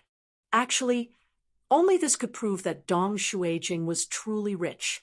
At the side of the small mansion, Chen Pingan reported the situation to the gatekeeper. He said that he had come from Luapa Mountain and was called Chen Pingan. He had come to pick up Tsin Yuanji. The gatekeeper was half believing and half doubtful. Chen Pingan could only hand over the customs clearance document. However, he did not hand it over to the gatekeeper. He only spread it open a little so that the gatekeeper could clearly see the name and place of origin. Otherwise, the official seals of the other countries of the 2 continents would be too frightening. Only then did the gatekeeper go to report. Very quickly, The four of them rushed over to the main gate. Seeing Chun Pingon standing outside leading a horse, they hurriedly stepped over the threshold. 3 men and 1 woman. The middle-aged man stood together with his 2 sons and 1 daughter. At a glance, one could tell that they were a family. The middle-aged man could also be considered a handsome man. The 2 brothers were about 5 or 6 years apart, and were also very handsome. According to Zhu Lian, the young girl, Cin Yuanji, was only 13 years old now. However, she was slender and elegant with a graceful figure. Looking at the appearance of a 17 or 18-year-old woman, her eyebrows and eyes had already opened. Her appearance was indeed somewhat similar to Sui Yuyu. However, she was not as cold as Sui Yuyu and had a bit more natural charm. No wonder at such a young age she was coveted for her beauty and implicated her family to move out of the capital. Chun Pingon once again introduced himself. This time, he used Dali's official language and not Longchuan's local dialect. The middle-aged man bowed and said, "Zheng greets Luapa Mountain's immortal master Chun." After straightening his back, the man apologized. "This matter is of great importance. Zheng does not dare to mention Immortal Master's name without permission to the rest of the family." Chun Pingon shook his head and said, "It's fine." Chun Pingon turned his head to look at the young girl. "Do you have anything to say to your family?" After arriving at Luapa Mountain, you can't casually descend the mountain and enter the city. Even if you exchange letters, there will still be some mountain rules to follow. Therefore, if you have something to say, I can wait for you to finish. Cin Yuanji shook her head. Chun Pingon led the horse and turned around. "Then we'll be leaving." He did not visit the Cin family for a cup of hot tea, nor did he give the Cin family's man any reassurance. Just like that, Chun Pingon led the young girl out of the street. When they reached another street, Chun Pingon finally spoke his first sentence. He had the young girl look after the horse and wait outside the door. The young girl silently nodded. This mansion was called the Gu Mansion. Nowadays, it was quite famous in Longquan County City. It was said that she was an extremely rich woman and had a great backer in Dali. As soon as the gatekeeper heard the 3 words Chun Pingon, he hurriedly led the ordinary-looking young man into the mansion. Chun Pingon saw the pampered woman and drank a cup of tea. Then, under the woman's urging, he had a servant girl from Chunning Mansion, who was full of reverence for him, refill his cup. He slowly drank the tea and talked with the woman about Gu Ken's experiences in the mountains south of Book Slip Lake in detail. This made the woman feel much more relieved. Only then did he stand up and leave. The woman personally sent him to the gate of the mansion. After Chun Pingon led the horse, the woman even stepped over the threshold and walked down the steps. Only when Chun Pingon smiled and said that there was really no need to send him off did the woman stop. The man and woman gradually walked away. The woman looked at the back of the unknown young girl and seemed to understand something. She turned her head and glanced at the gate behind her. The beautiful servant girl she had brought back from Verdant Gorge Island slowly walked back to the gate. She pinched the servant girl's ear and scolded jokingly. "Disappointing thing, losing to a country girl." The young servant girl was actually quite beautiful, but she was somewhat innocent. Chun Pingon brought the capital girl, named Cin Yuanji, back to the mountains south. They did not speak along the way. The girl had been secretly observing the master of Luapa Mountain that old immortal Zhu had mentioned. However, she could not figure out who he was. She was somewhat disappointed. She had thought that it would be an old immortal with the demeanor of an immortal, or an elegant man with a distinguished reputation. Who would have thought that he was a haggard young man who looked only a few years older than her? Along the way, Chun Pingon walked in front. He loosened the reins of the horse and repeatedly thought about the contents of the letter that Cui Dongshan left for him. It was a matter of great importance, and some things could extend thousands of miles if one followed a certain vein. He had completely forgotten that there was a weak girl following behind him. By the time Chin Pingon regained his senses, they were already in the mountains. He turned his head and saw the girl limping along. Her brows were furrowed, but she didn't say a word from beginning to end. Chin Pingon stopped and turned around. He said apologetically, "Sorry, I was lost in thought." Sun Yung pursed her lips and still did not say a word. She was angry. She thought that this guy must have deliberately used this kind of lame method to advance by retreating. He deliberately ruined her to pretend that she was not the same kind of person as those lechers. She had to be more careful. When she reached Luapa Mountain, she had to try her best to stay by old Immortal Zhu's side. She did not want to be harmed by this young man surnamed Chun. As long as she saw old Immortal, she should be safe. Chun Pingon saw that she did not speak and could only ask, "Do you know how to ride a horse?" She shook her head. She did not know how to ride a horse. Who knew if this seemingly simple and honest man was actually a slippery debauchee? Was he using this opportunity to peek at some scenes that all men wanted to see? The people on the mountain were really shrewd, compared to those superficial perverts in the capital. Their skills were much more profound. The girl kept reminding herself, "Sun Yung, you have to be careful." Chun Pingon did not think of this girl. His thoughts were hundreds of thousands of miles away. He said, "Then let's go slower. If you want to rest, let me know."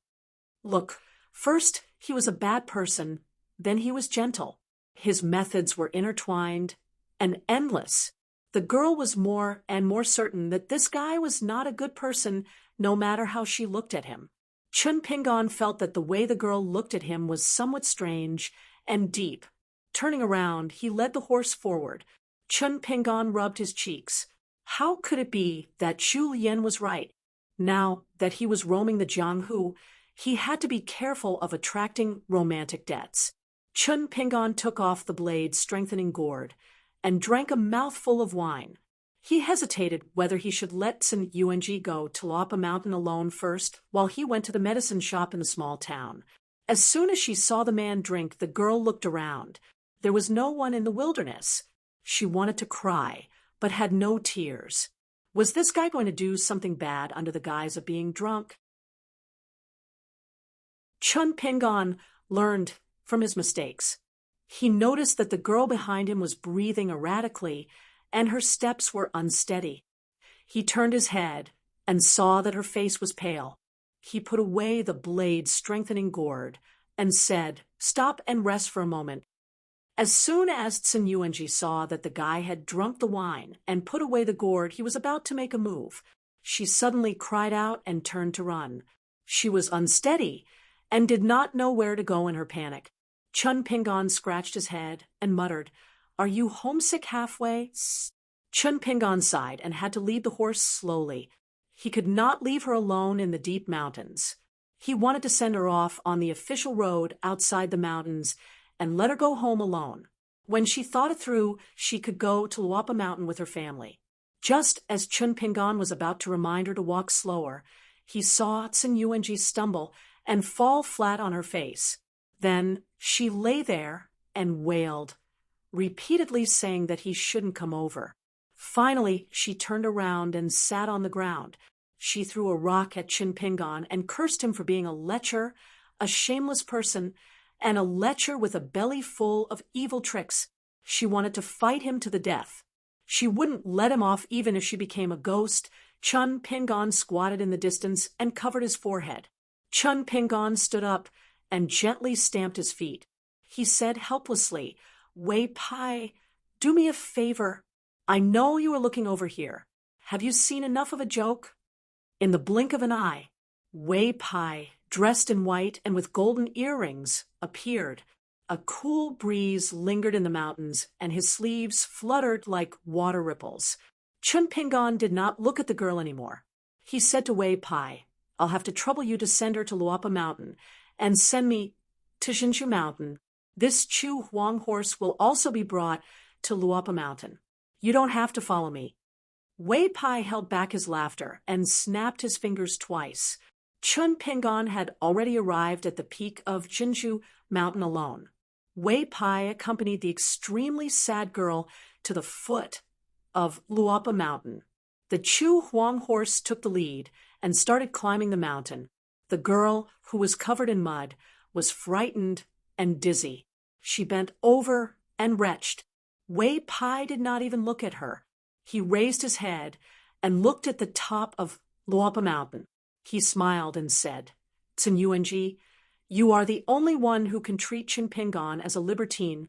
The girl took a few steps back and asked carefully, "Sir, you are?" Ordinary people were not qualified to know the name of a Dali mountain god. Wei Pai smiled and did not say anything. He took the lead to climb the mountain. The girl hesitated for a moment.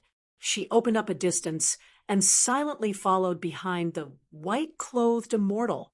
When they arrived at Zhu Lian and Zheng Dafeng's courtyard, Wei Bian took pleasure in their misfortune and gave them a brief account of what had happened.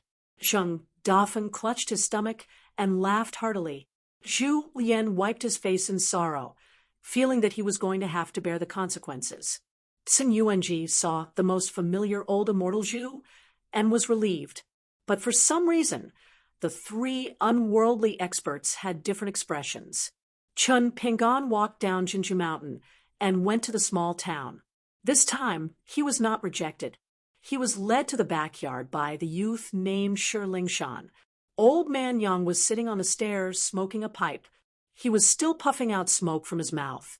Chun Pingon did not know why the old man looked like this. 100 years? 1,000 years? Or 10,000 years? When he chose Luopa Mountain, why did the old man in front of him reveal such an expression when he mentioned Old Man Yao? Chun Pingon had too many questions in his heart. He wanted to ask this old man, because Old Yang definitely knew the answer. It was up to the old man whether he was willing to reveal it or whether he was willing to do business. But in the end, Chun Pingon only said, "What will happen to Zheng Dafeng in the future?" Old Yang said indifferently, "Wait and see." Chun Pingon did not speak. He just sat there quietly. The old man did not chase him away. In the end, it started to drizzle. Soon, it became heavier. Chun Pingon borrowed an umbrella from the unwilling youth of the pharmacy. Chun Pingon stood under the eaves of the pharmacy. He stopped and looked at the deserted street for a long time. Then, he stepped out into the rain.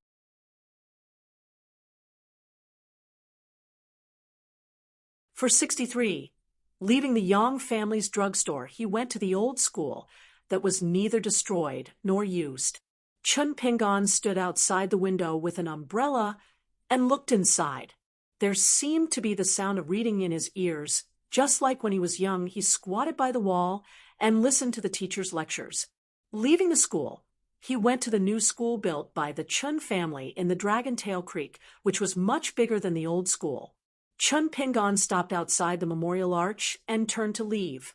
Walking past the place called Crab Square in his hometown, Chun Pingon looked up and walked around. There were 4 plaques written by the saints, which were the Confucian schools. Buddhism's don't ask for external help, Taoism's hope is natural, and military's Chi Chong fighting bull. After the Pearl Cave fell, it was copied layer by the Dali imperial court with a secret technique which stripped all the spirit contained in the words. It was unknown who got these lucky chances. Looking up at the word hope, Chun Pingon thought about what Cui Dongshan said in the letter. His eyes were dark and unclear, and his thoughts were wandering.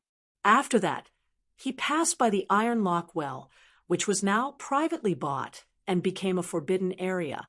The local people were not allowed to draw water, and a low fence surrounded the outside.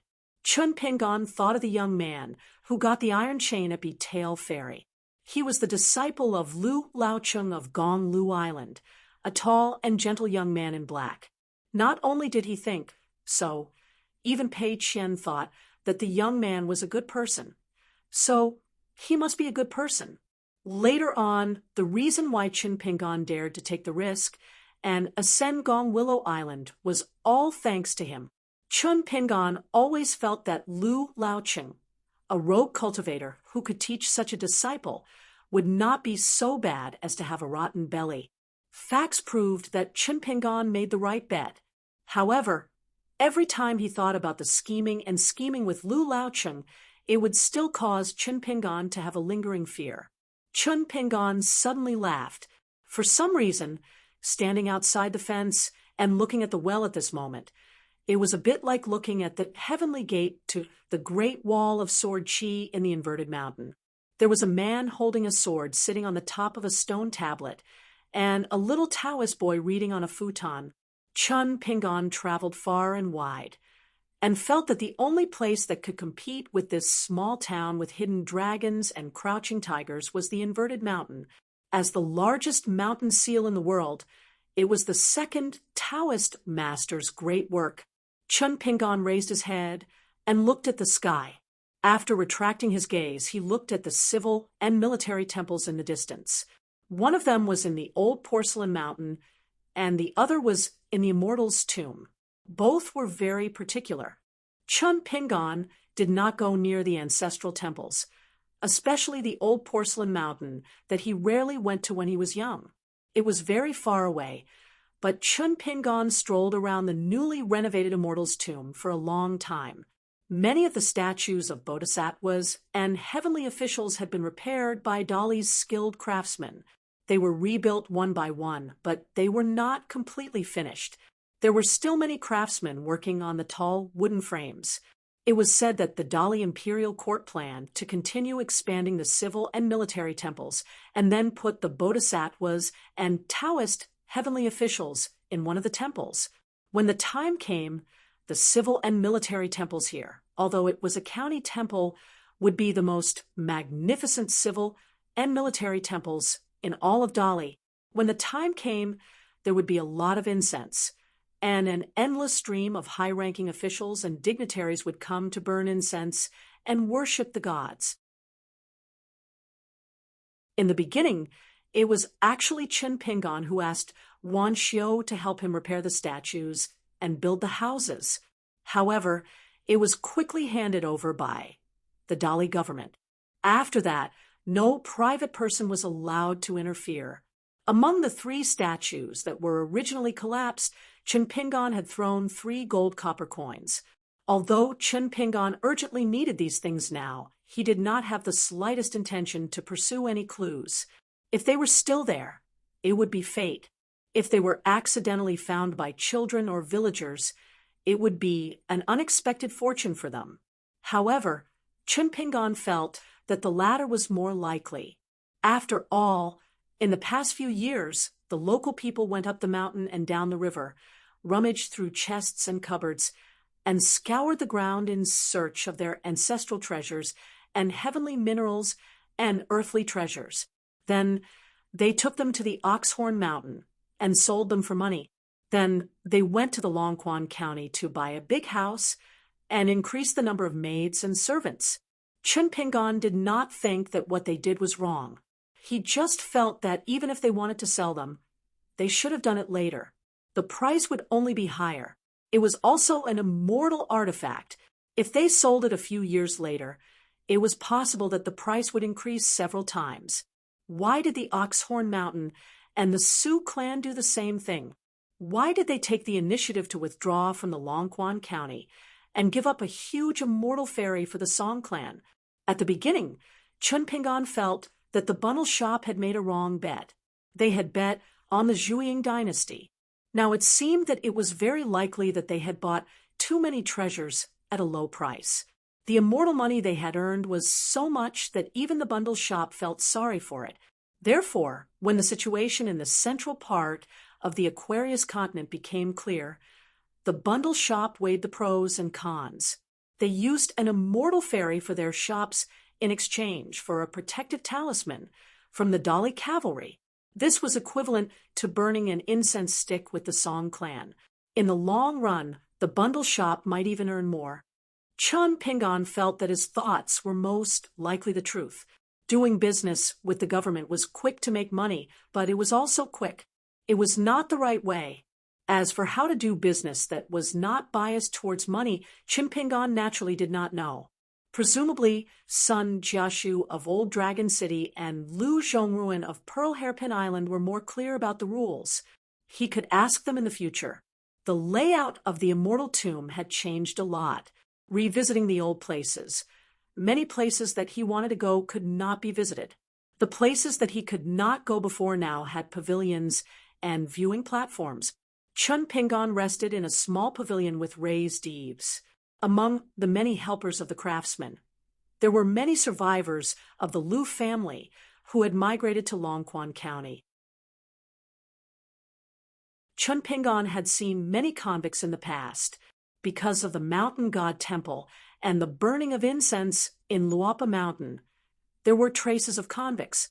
Compared to the past, these survivors who were busy doing odd jobs in the immortal tomb were mostly young and strong. They still did not speak much, but they were no longer as disheartened as they were in the early days. Probably after years of hardship, they each had their own little hopes. Yulu, thank you. One was the crown prince of a fallen Lu dynasty. The other was the god's favored son of an immortal family on the mountain. They were not fish that escaped the net. In fact, they were pawns selected by Chui Dong and Dolly respectively. After a series of behind-the-scenes transactions, they ended up as students of the Cliff Academy of the Great Sui Kingdom. Yu Lu and Gao Xian had a good relationship. They were somewhat like brothers in distress. One was exiled in a foreign land. The other was a hostage in an enemy country. As for Thank You, he was indeed bullied badly by Chui Dongshan in the past few years. But just as the old man's surname Chui would not interfere in the affairs of Chin Pingon and Pei Qian, Chin Pingon would not order him around just because he was Chui Dongshan's teacher. How to show kindness to others was a great skill. The 3 words, I think, could not make up for the consequences of doing bad things with good intentions. The layout of the place where he fought with Ma Kuxuan had changed greatly. Outsiders could no longer set foot there. Wei Pai had mentioned that the immortal tomb and the old porcelain mountain could be visited freely during the day. But at night, the great cultivators of the school of Yin Yang and the school of Moism would appear and set up formations. They would be responsible for affecting the foundation of the mountain and the water. At that time, it would not be suitable for a night tour. Chun Pingon felt a little regretful that he could not return to the battlefield site where he fought with Ma Kuxuan. He walked slowly along a familiar route that often appeared in his dreams. Halfway there, Chun Pingon squatted down and grabbed a handful of soil. He stopped for a moment before he started again. He went to the sword-making shop that did not move to the spiritual beauty mountain with him. He heard that a woman who was expelled from the Wind Snow Temple had taken Wantong as her master. She cultivated here and guarded her ancestral property. She even chopped off the thumb of her hand that held the sword to prove to Wantong that she had made a clean break with the past.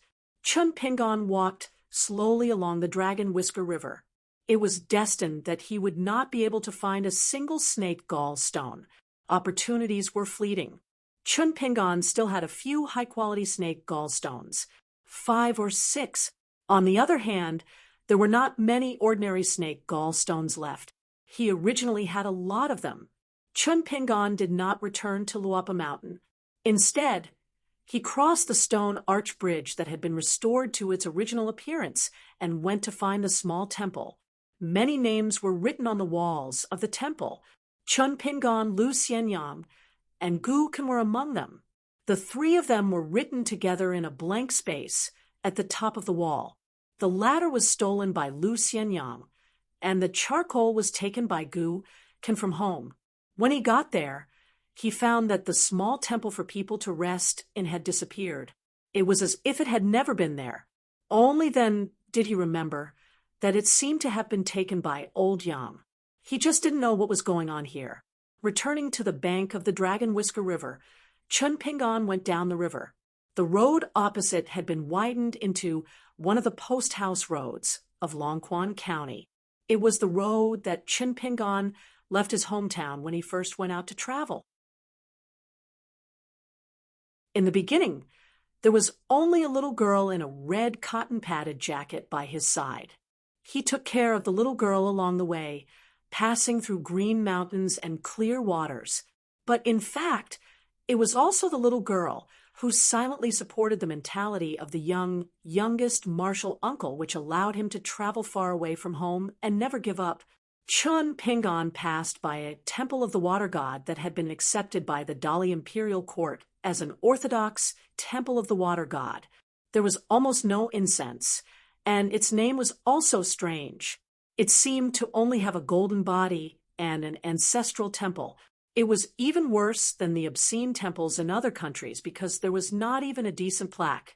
Until now, few people were sure whether it was a temple of the river god or a temple of the goddess of the river. On the other hand, the temple of the river god on the Tiefu River was built very magnificently. The people of the town would rather walk more than 100 miles to burn incense and pray for the goddess of the river. Of course, there was also the most important reason. According to the old people of the town, the statue of the goddess in the ancestral temple looked too much like the appearance of an old woman in Apricot Blossom Lane when she was young. The old people, especially the old women in the streets, would tell the younger generation not to burn incense, as it was easy to attract evil spirits. Chun Pingon didn't enter the ancestral temple. He continued to walk down until he reached the Tiefu River deity temple. The Tiefu River was now Dali's top river, and its deity position was revered. As a result, the standard of the ceremony was extremely high, much higher than the Embroidery River and the Jade Liquid River. If it wasn't for the fact that Longquan was only a prefecture now, it wouldn't have been the prefectural governor, Wu Yuan. Instead, it would have been the prefectural governor, who would personally come here every year to pay respects to the river god, praying for favorable weather and no drought or flood for the people under his jurisdiction. On the other hand, it was enough for the prefect of Xihua River and Yuya River to personally visit the river deity temple.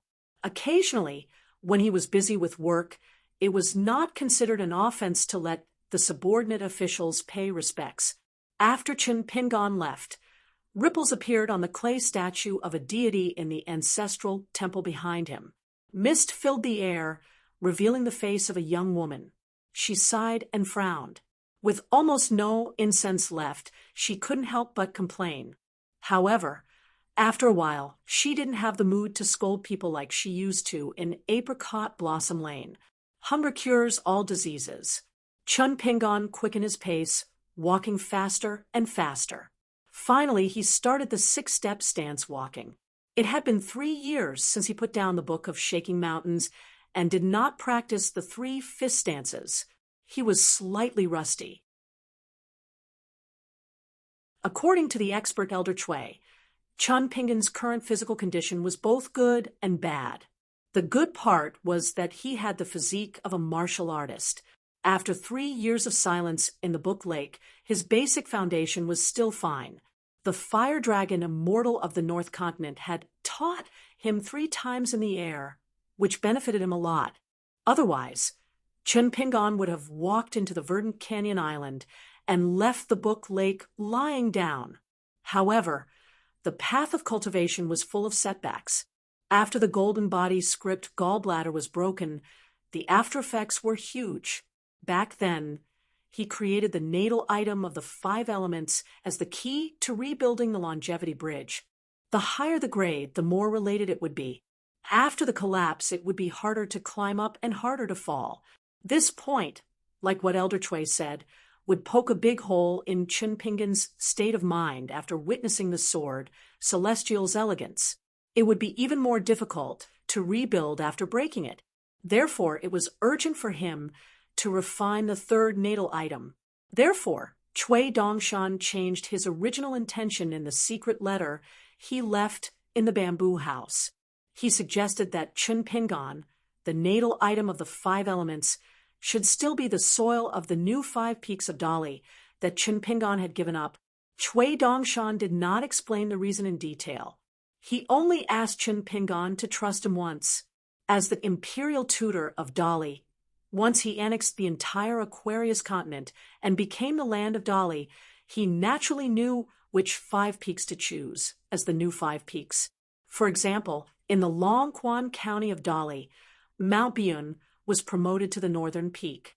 In the entire Dali, the number of people who knew about this, including the late Emperor Song Yongchun, could be counted with one's fingers. The middle peak was the old middle peak of the Zhuiying dynasty. Not only that, the great mountain god, who was forced to change his sect due to the general trend, still maintained the golden body of the ancestral temple. He took a step further and became the middle peak of a continent. In return, this untouched god had to help the Song clan to stabilize the fate of the new rivers and mountains.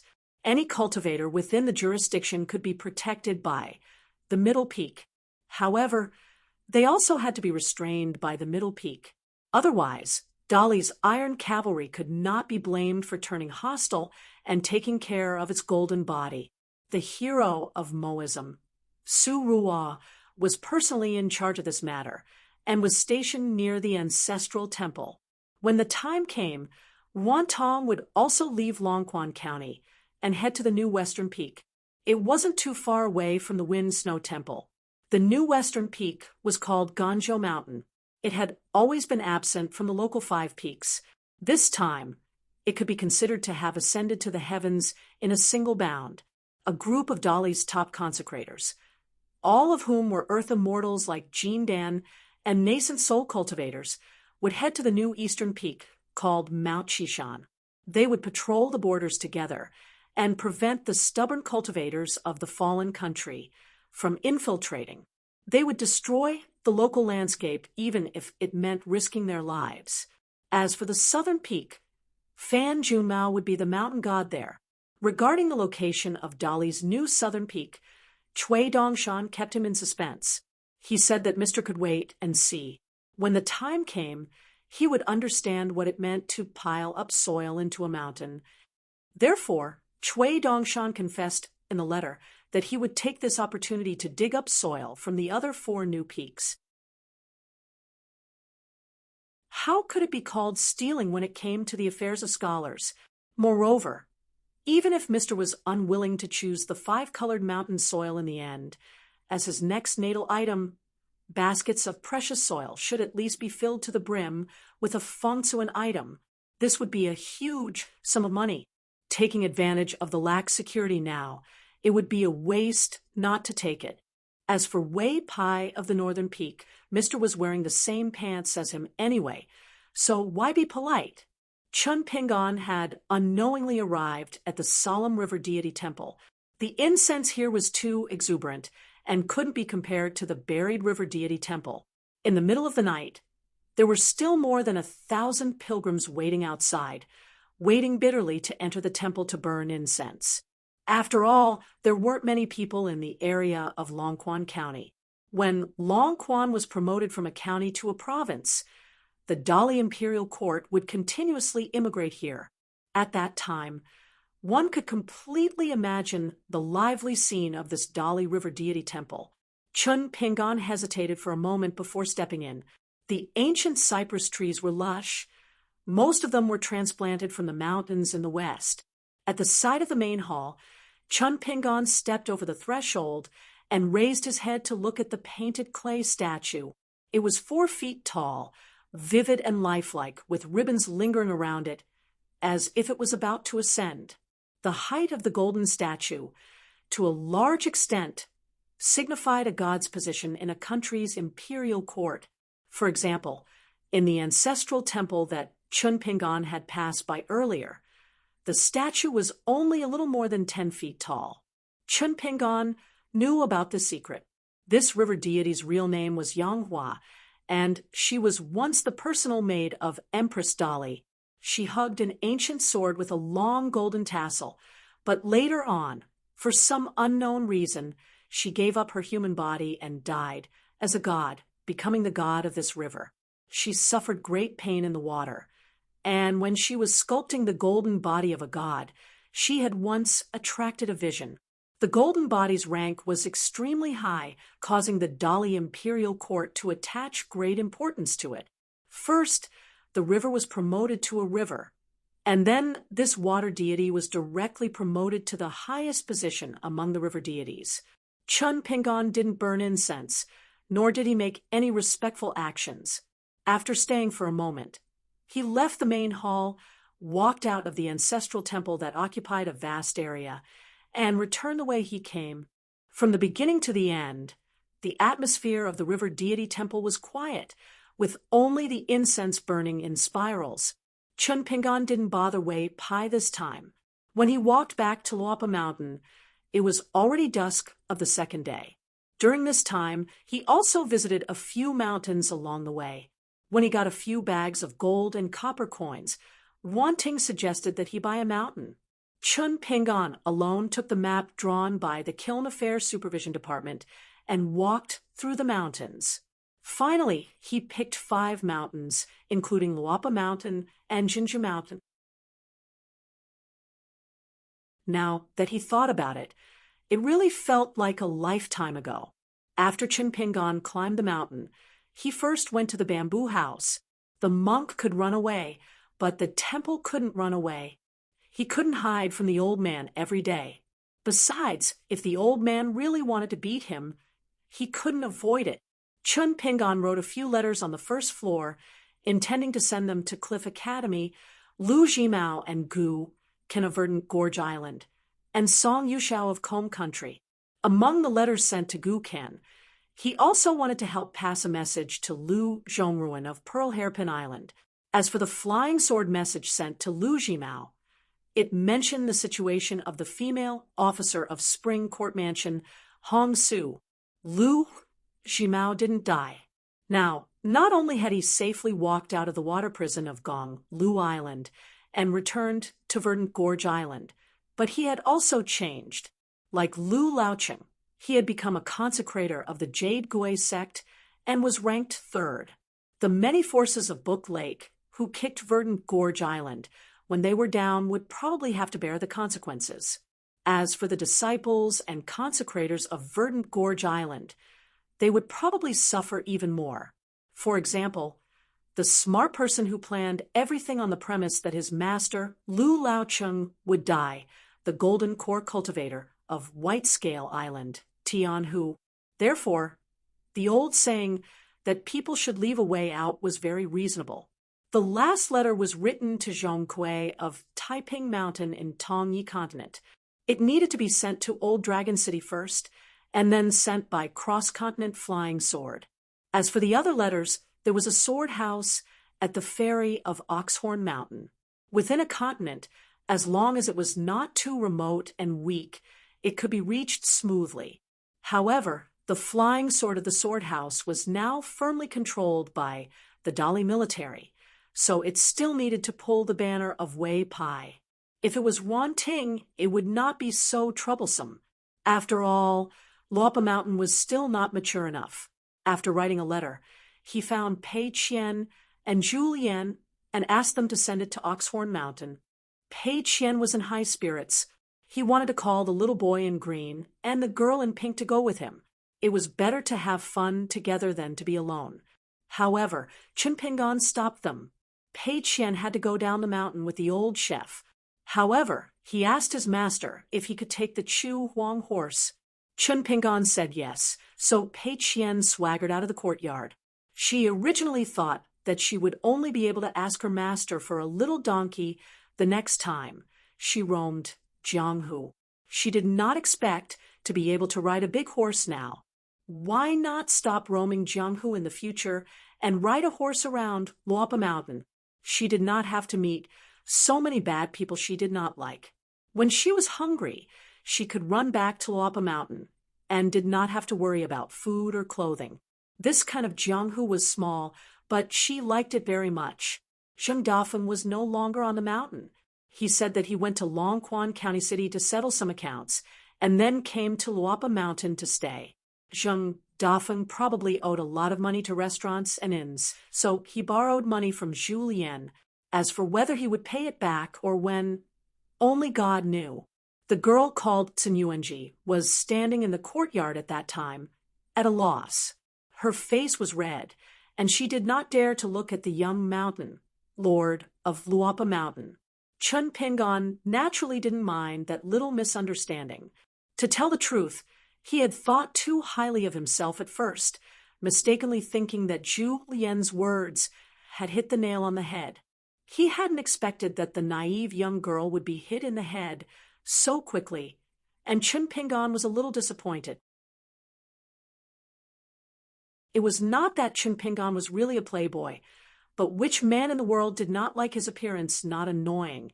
Chun Pingon also did not deliberately neglect Tsunyuanji. He repeated the words he said to the Tsun family in Longquan County City. Since she had come to Luapa Mountain and wanted to practice martial arts here, there must be rules. It was best to first clarify with Zhu Lian. Then, as long as it was within the rules, there would be no taboos.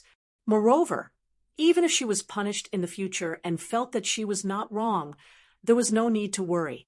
She could directly look for Chun Pingon to reason with him, and no one would stop her. As long as what she said was right, Chun Pingon would recognize her reason. Tsunyuanji was in a daze. She nodded but still did not speak. She was both relieved and worried. She was relieved that Luapa Mountain was not a dragon's pool or a tiger's den. She was worried that other than old immortal Zhu, why did the young hill master, the hill master's first disciple, and the pair of little attendants in green and pink dress differ so much from Tsunyuanji's image of a cultivator on the mountain? The only one who fit her image of an immortal, Wei Pai, was not a cultivator on Luapa Mountain. As for the old man named Shiro, he did not like to talk and was even more strange. Just looking at him was enough to frighten people. Tsunyuanji sighed in her heart. Whatever, it was better to practice martial arts in peace. Chun Pingon brought the little attendant in green and the little girl in pink dress to the stone table by the cliff near the bamboo building. The little girl in pink dress sat beside Chun Pingon. Her position was towards the north, so that she would not block her master's view towards the south. The little attendant in green sat opposite Chun Pingon. He stretched out his hand, and the little girl in pink dress took out a handful of melon seeds. After spending so much time with Pei Qian, who liked to eat melon seeds, she was somewhat like a peddler selling melon seeds. Chun Pingon said seriously, "It's not a good thing that you don't have an official name. In the future, there may be a sect in Luapa Mountain. Maybe there will even be a hall of ancestors. However, you should hide your natal names well. I haven't asked you all these years, and I won't ask for them in the future. Even if Luapa Mountain becomes a real cultivation mountain in the future, I won't ask for it from you. I can say it now. In the future, if anyone talks nonsense and wants to talk about something, you can tell me, and I will talk to him. But in the future, you must have a name that can be recorded in the Hall of Ancestors. So, do you have a preferred alias? The so-called natal names of the monsters in the mountains and rivers must be carefully engraved somewhere in the Heart Lake, Heart Door, and Heart Field, especially after turning into human form. This name was indispensable. It was equivalent to announcing to the world, like the title of a country. If the monsters in the mountains were not willing to be recorded, they would be excluded by the great Tao of the world and have a bumpy life. Many monsters in the mountains and lakes far away from the human world did not know this Tao. The reason why it was so difficult to achieve Tao was that no one on the path of cultivation told them about this. This led to hundreds and thousands of years of being nameless, stumbling, and slow in breaking through realms. It was one of the fundamental reasons why they were not recognized by the world. However, once the real name was known by the cultivator, the monsters would be held against them. Therefore, Chun Pingon had never asked the little attendant in green and the little girl in pink for their natal names. Chun Pingon suddenly smiled and said confidently, "If you can't think of it, it's okay. I'll help you come up with a name. I'm good at this." The little attendant in green, who was still shaking his head, and eating melon seeds, suddenly threw the melon seeds on the table, as if he was struck by lightning. He put his hands on the stone table and wailed, "You can't do this. I can slowly think of a name myself. Master, you're already working so hard. Don't trouble yourself anymore." Even the little girl in pink who was closest to Chun Pingon had her adorable face stiffened. Chun Pingon looked at the little attendant in green, and then at the little girl in pink. "You really don't need my help. You won't get another chance like this. If you miss this opportunity, don't regret it." The little attendant in green rubbed his cheeks hurriedly and muttered, "Bloody hell, I've just survived a disaster," afraid that her master would be sad. The little girl in pink pretended that she was not that happy and kept a straight face. Chun Pingon did not give up and asked tentatively, "On my way back home, I came up with a few names. Why don't you guys listen to them first?" The little attendant in green was on the verge of tears. "Master, I've heard that the knowledge of scholars is limited. Every bit of it is used up. 4 swords on the 1st and 15th day of the lunar month to subdue demons and demons. Master, your knowledge and talent should be almost used up by now. Please use it sparingly." The little attendant in green slammed his head on the stone table and pretended to be dead. However, he was truly bored and would occasionally reach out to grab a melon seed. Tilting his head slightly, he secretly ate it. Chun Pingon sighed. "All right then, let me know when you regret it." The little attendant in green plastered his face on the table and made a funny face at the little girl in pink. The little girl in pink covered her mouth and laughed. With a gentle smile, Chun Pingon rubbed her little head. On the way back home, Chun Pingon rode on horseback and flipped through the bamboo slips one after another. He browsed through the beautiful words on them carefully so that he could come up with a nice name for the 2 little fellows. It was a pity that heroes had no place to display their talents. After they were done with their discussion, the 2 little fellows stood up and bade farewell before running off at a breakneck speed. Chun Pingon could not help but laugh. He sat where he was. There were still some melon seeds left on the table that the little attendant in green had not finished eating. He picked them up one by one and ate them alone. The imperial court would send an assistant minister of the Ministry of Rights over the matter of him signing a mountain contract with the Song clan. Chun Pingon clapped his hands and took out the true body talisman of the day and night wandering god. He was a little hesitant. Wei Pai had said before that although the Leaf family of Fortune Street had a deep foundation, the Leaf family's patriarch had spent a lot of money to forcefully break through the bottleneck of the Golden Core realm and reach the nascent Soul realm. Moreover, this nascent Soul realm cultivator, who was extremely young compared to the cultivators outside, was used to the small world of the early years after the restriction of the Black Pearl Grotto heaven was broken. Now that he had returned to the big world, it was a disaster. His foundation was too shallow, and his realm was too high. As a result, it formed a dangerous situation where seawater poured in. He needed to spend immortal money to build a dam to prevent the continuous invasion of the murky In Aura. In addition, the Leaf family had now taken over a big house for the descendants of a fallen noble in the capital of Dali. The expenses were huge, so the Leaf family was really short of money now. The original 4 surnames and 10 clans of Fortune Street and Peach Leaf Alley in the small town had changed greatly. Some had already moved out, and then there was no news of them. Some had been silent since then. It was unknown whether they were accumulating power or being harmed by unknown schemes behind the scenes. Some clans that were not included in this list back then, such as the Xie family of Peach Leaf Alley that had produced long eyebrows, were now second to none in Peach Leaf Alley because of the patriarch of the North Continent's Lord of Heaven, Xie Shi. On the 2nd floor, the old man said, "Start practicing martial arts tomorrow." Chun Pingon responded and stood up. He went to the small pond behind the bamboo building. The pond water was so clear that the bottom could be seen. After Wei Pai opened up this small pond, The source of the water was not simple. It came directly from Mount Biyun. Then he threw the golden lotus seed into it. Chun Pingon squatted at the side and patted the ground gently. He smiled and said, "Come out." A little lotus figure broke out of the ground. There was no mud on her body. She giggled and pulled Chun Pingon's green robe. She sat on Chun Pingon's shoulder. Chun Pingon had already told Wei Pai to help take care of the little lotus figure. Wei Pai's eyes were in a daze. He just nodded. He looked at the small pond for a while. Of course, he could not see a flower. Chun Pingon stood up and led the little lotus figure to the first floor. This was Chun Pingon's official residence. Many items were left here. When Chun Pingon was not at Luapa Mountain, the girl in the pink dress would clean it every day. She also did not allow the little boy in green to enter. Chun Pingon sat at the table and suddenly smiled. He was still wearing his green robe. Then, should he be the accountant again? Carefully take stock of his current belongings?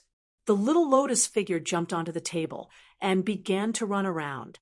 She checked the items and books on the table to see if they were neatly arranged. She looked meticulously. If anything was not neatly arranged, she would gently move them. The little guy was very busy. Chun Pingon suddenly caught a glimpse of a seal box on the table. After opening it, there was a private seal inside. He had not carried it with him during his several travels. It was probably the treasure of Luapa Mountain now. Chun Pingon raised the seal high. There were 3 words engraved on it. Chun Shi. Chun Pingon kept looking at the 3 small ancient seal characters. Chun Pingon placed the seal on the table. His chin rested on his folded arms as he stared at the seal characters at the bottom of the seal. Chun Pingon sat up and twisted his wrist. He controlled his mind and took out the life item water seal from his life underwater residence. He gently placed it to the side. Finally, the 2 seals were no longer just shadows. Chun Pingon lay on the table again and muttered to himself, "I hope that one day, when someone tries to reason with me, they will first ask my fist and sword if they agree. But now, my fist technique is not good, and my sword technique is not good. Half of the 10-year agreement is already over. What should I do?" At this moment, the sword immortal in the scabbard on his back was like a dragon that added the finishing touch.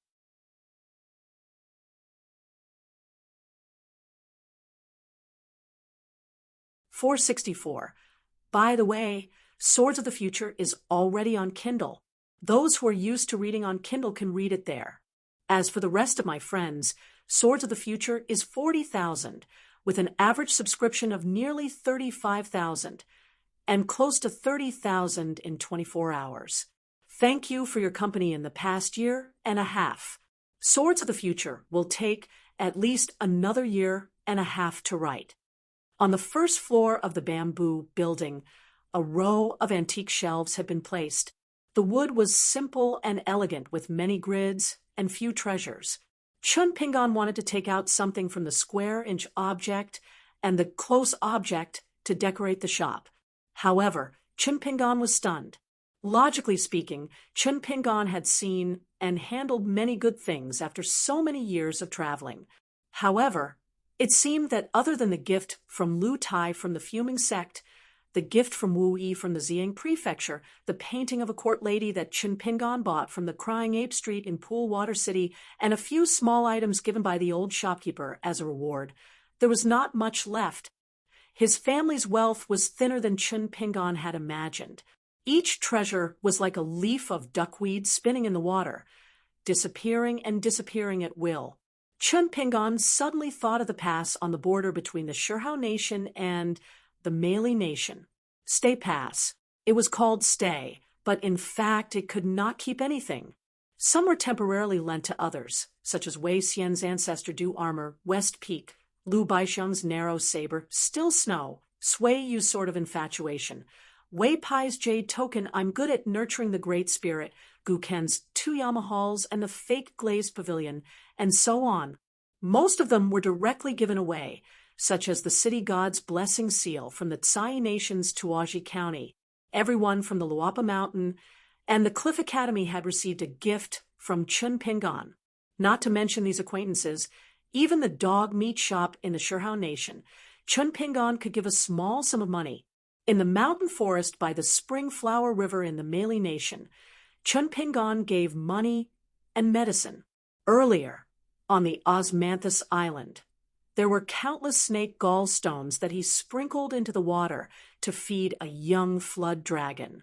Chun Pingan laughed at himself. When I give it away, I'm generous, but when I think of it, my heart and liver hurts. After pondering for a moment, Chun Pingan rubbed his chin and nodded his head. Good poem. The little lotus person was originally sitting on the table resting, but after hearing Chun Pingan's words, he immediately fell backwards and lay on the ground. He only had one small arm left, and there he was patting his stomach with all his strength, laughing nonstop. Looking at the little guy's cute appearance, Chun Pingan was also very happy. In the Luapa Mountain, as long as it was not flattery, Chun Pingan would find it pleasing to the ear. Chun Pingan stretched out a finger and gently tickled the little fellow's armpit. The little fellow rolled all over the floor, but in the end, he still couldn't escape from Chun Pingan's teasing.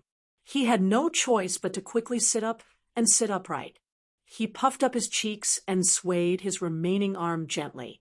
He stretched out his hand and pointed at the stack of books on the desk, as if he wanted to tell this little teacher that he shouldn't play around on the desk.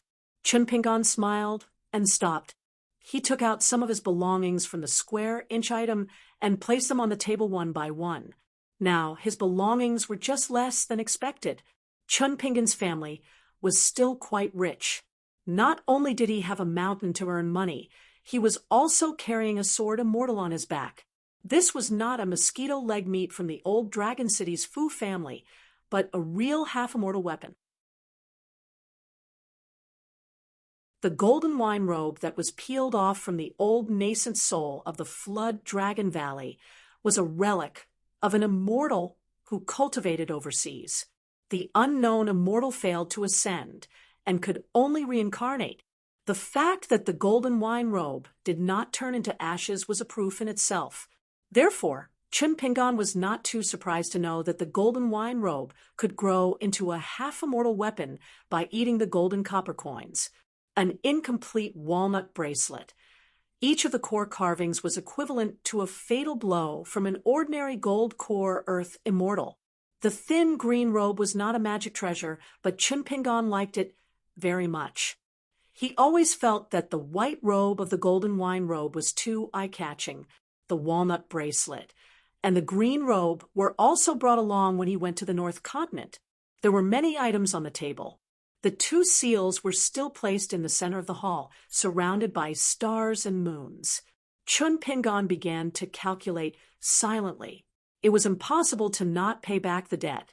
Zhu Lian had once said from experience that borrowing money was the best test of friendship. Often, many so-called friends would not be able to remain friends if they lent money to each other.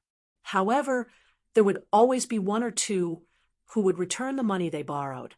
Zhu Lian also said that there were two types of repayment. One was that they would return the money when they had it. The other was that they could not return the money for the time being, but they would greet them every time and would not hide. When they had more money, they would return the money. During this period, if you urged them, they would apologize out of guilt and would not complain. Zhu Lian said that this type of friend could last for a long time. They would not complain about being friends for a lifetime because of gratitude. At that time, Chun Pingan smiled and asked Zhu Lian, "Are you planning to borrow money? And you won't return it to me for the time being?" Zhu Lian lowered his head and rubbed his hands. He said that the young master was a learned man and could predict the future. The hunchbacked old man really shamelessly borrowed some snow from Chun Pingan. In fact, it was only 10. He said that he wanted to build a private library behind the house. Of course, Chun Pingan would lend it to Zhu Lian.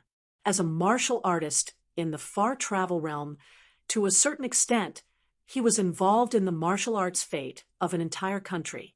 To think that he would need to nag for half a day just to borrow 10 snowflakes to spend money.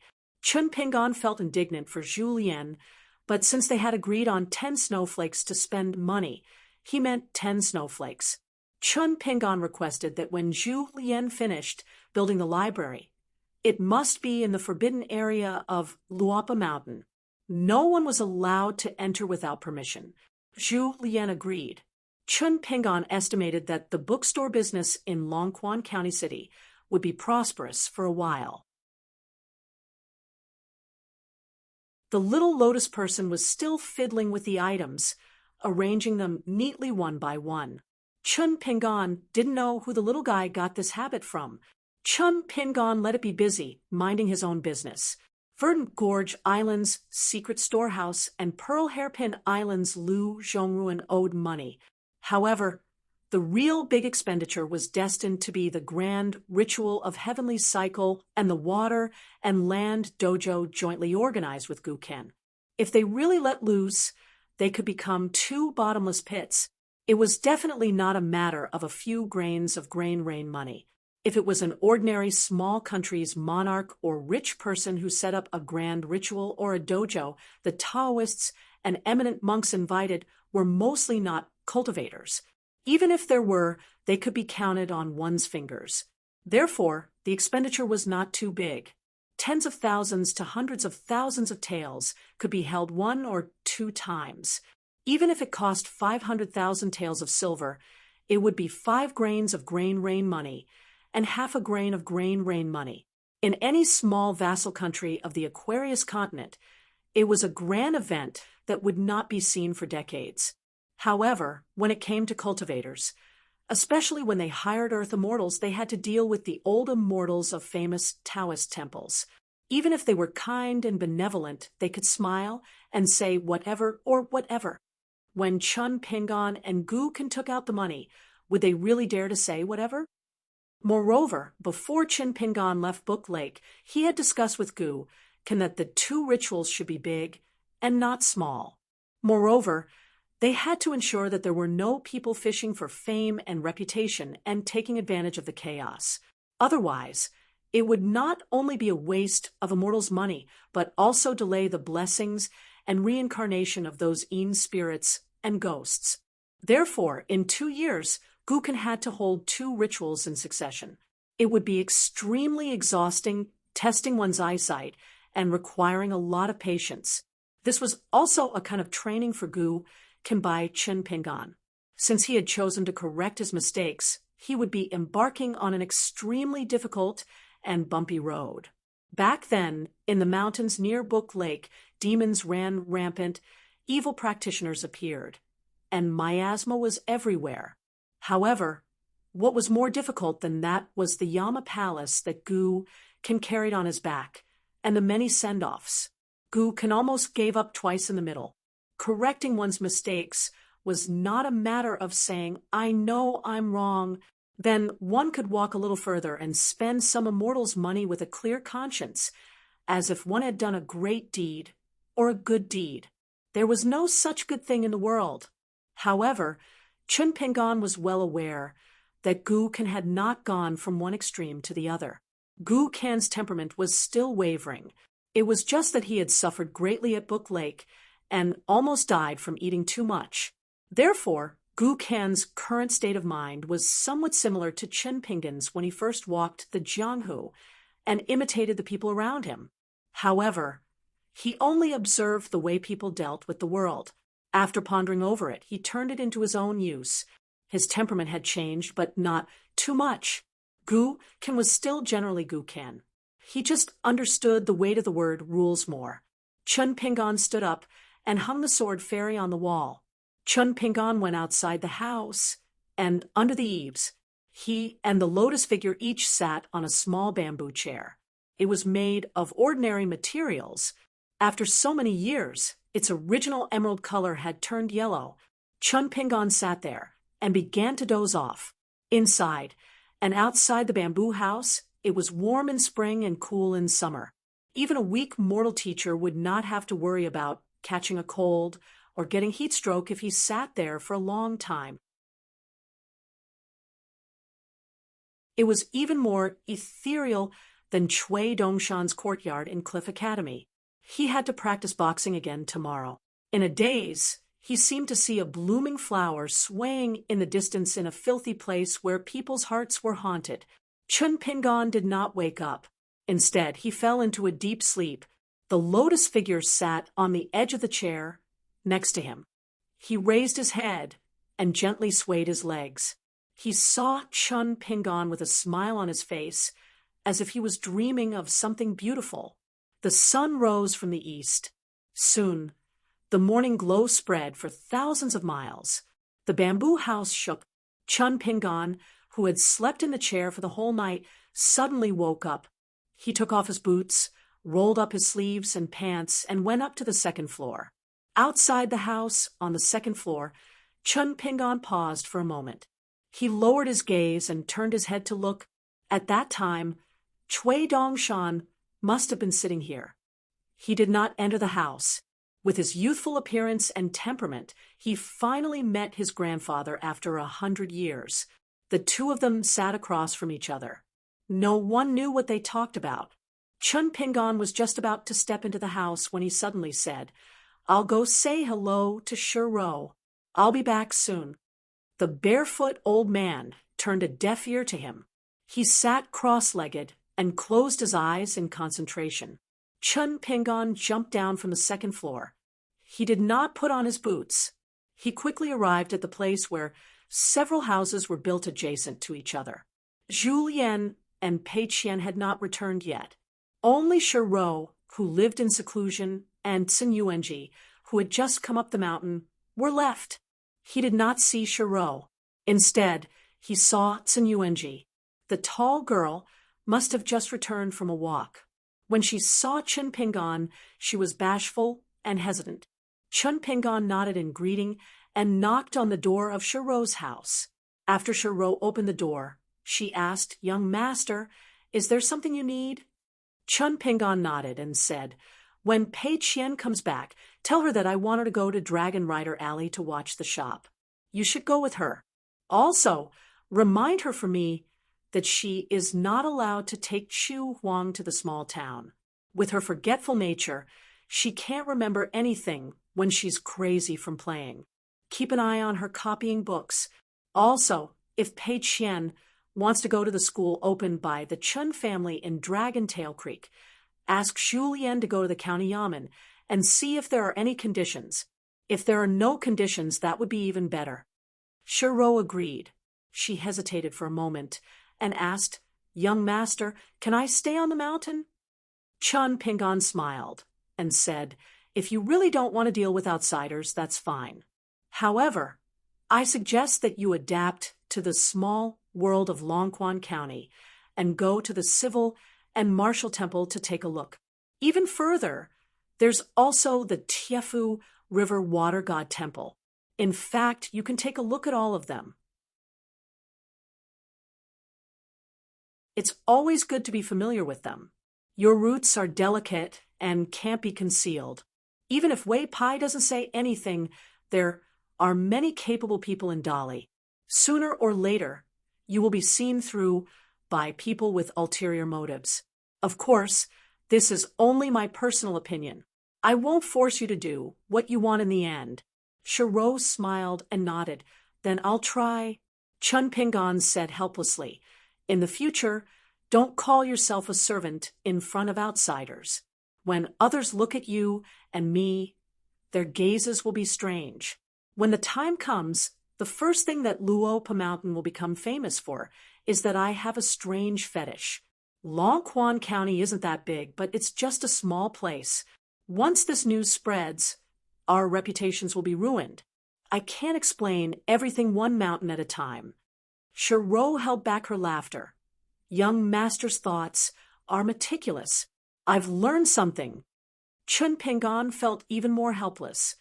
He quickly waved his hand. "Luopa Mountain doesn't lack your flattery." Shiro naturally covered her mouth and laughed.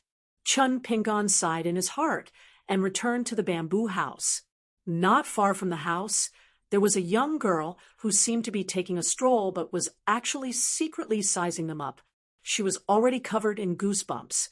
Sun Yuanji tiptoed and quickly slipped away. She felt that she had seen an incredible truth. After closing the door, Sun Yuanji patted her chest and muttered, "Don't be afraid, don't be afraid. This is good. Most likely, she won't have any bad intentions towards you." The young girl's heart was filled with sorrow.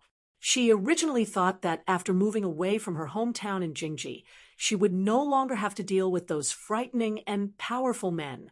She never thought that when she was young, she would encounter such a young and mischievous mountain lord.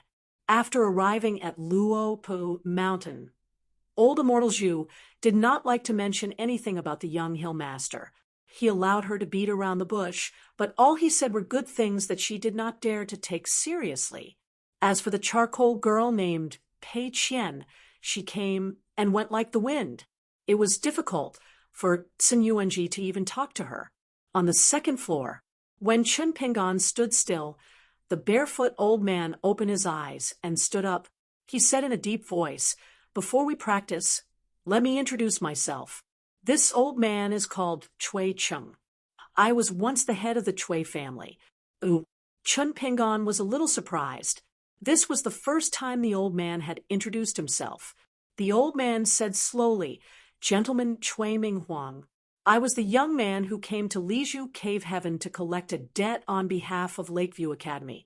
According to the genealogy, this kid should call Chui Dong Marshal Granduncle. His bloodline was once the concubine of the Chui family, but now it's the eldest son of the first wife.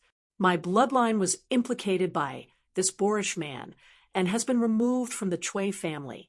All the children of my bloodline have been removed from the genealogy. They were born in different ancestral halls and died in different graves. This is the greatest pain of a rich and powerful family.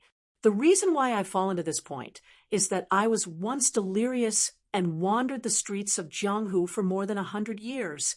If we really want to settle this debt, it's very simple to use martial arts. We can go to the Chui family's ancestral hall and settle it with a punch or two. But if it's me, Chui Cheng, and my grandson Chui Dong or Chui Dongshan, as long as they still think of themselves as scholars, it's very difficult because they can't find fault with the family rules." Chun Pingan nodded to show that he understood. In the long river of time in the lotus flower-blessed land, in the history of Songlai Kingdom, there was once an extremely powerful high-ranking official.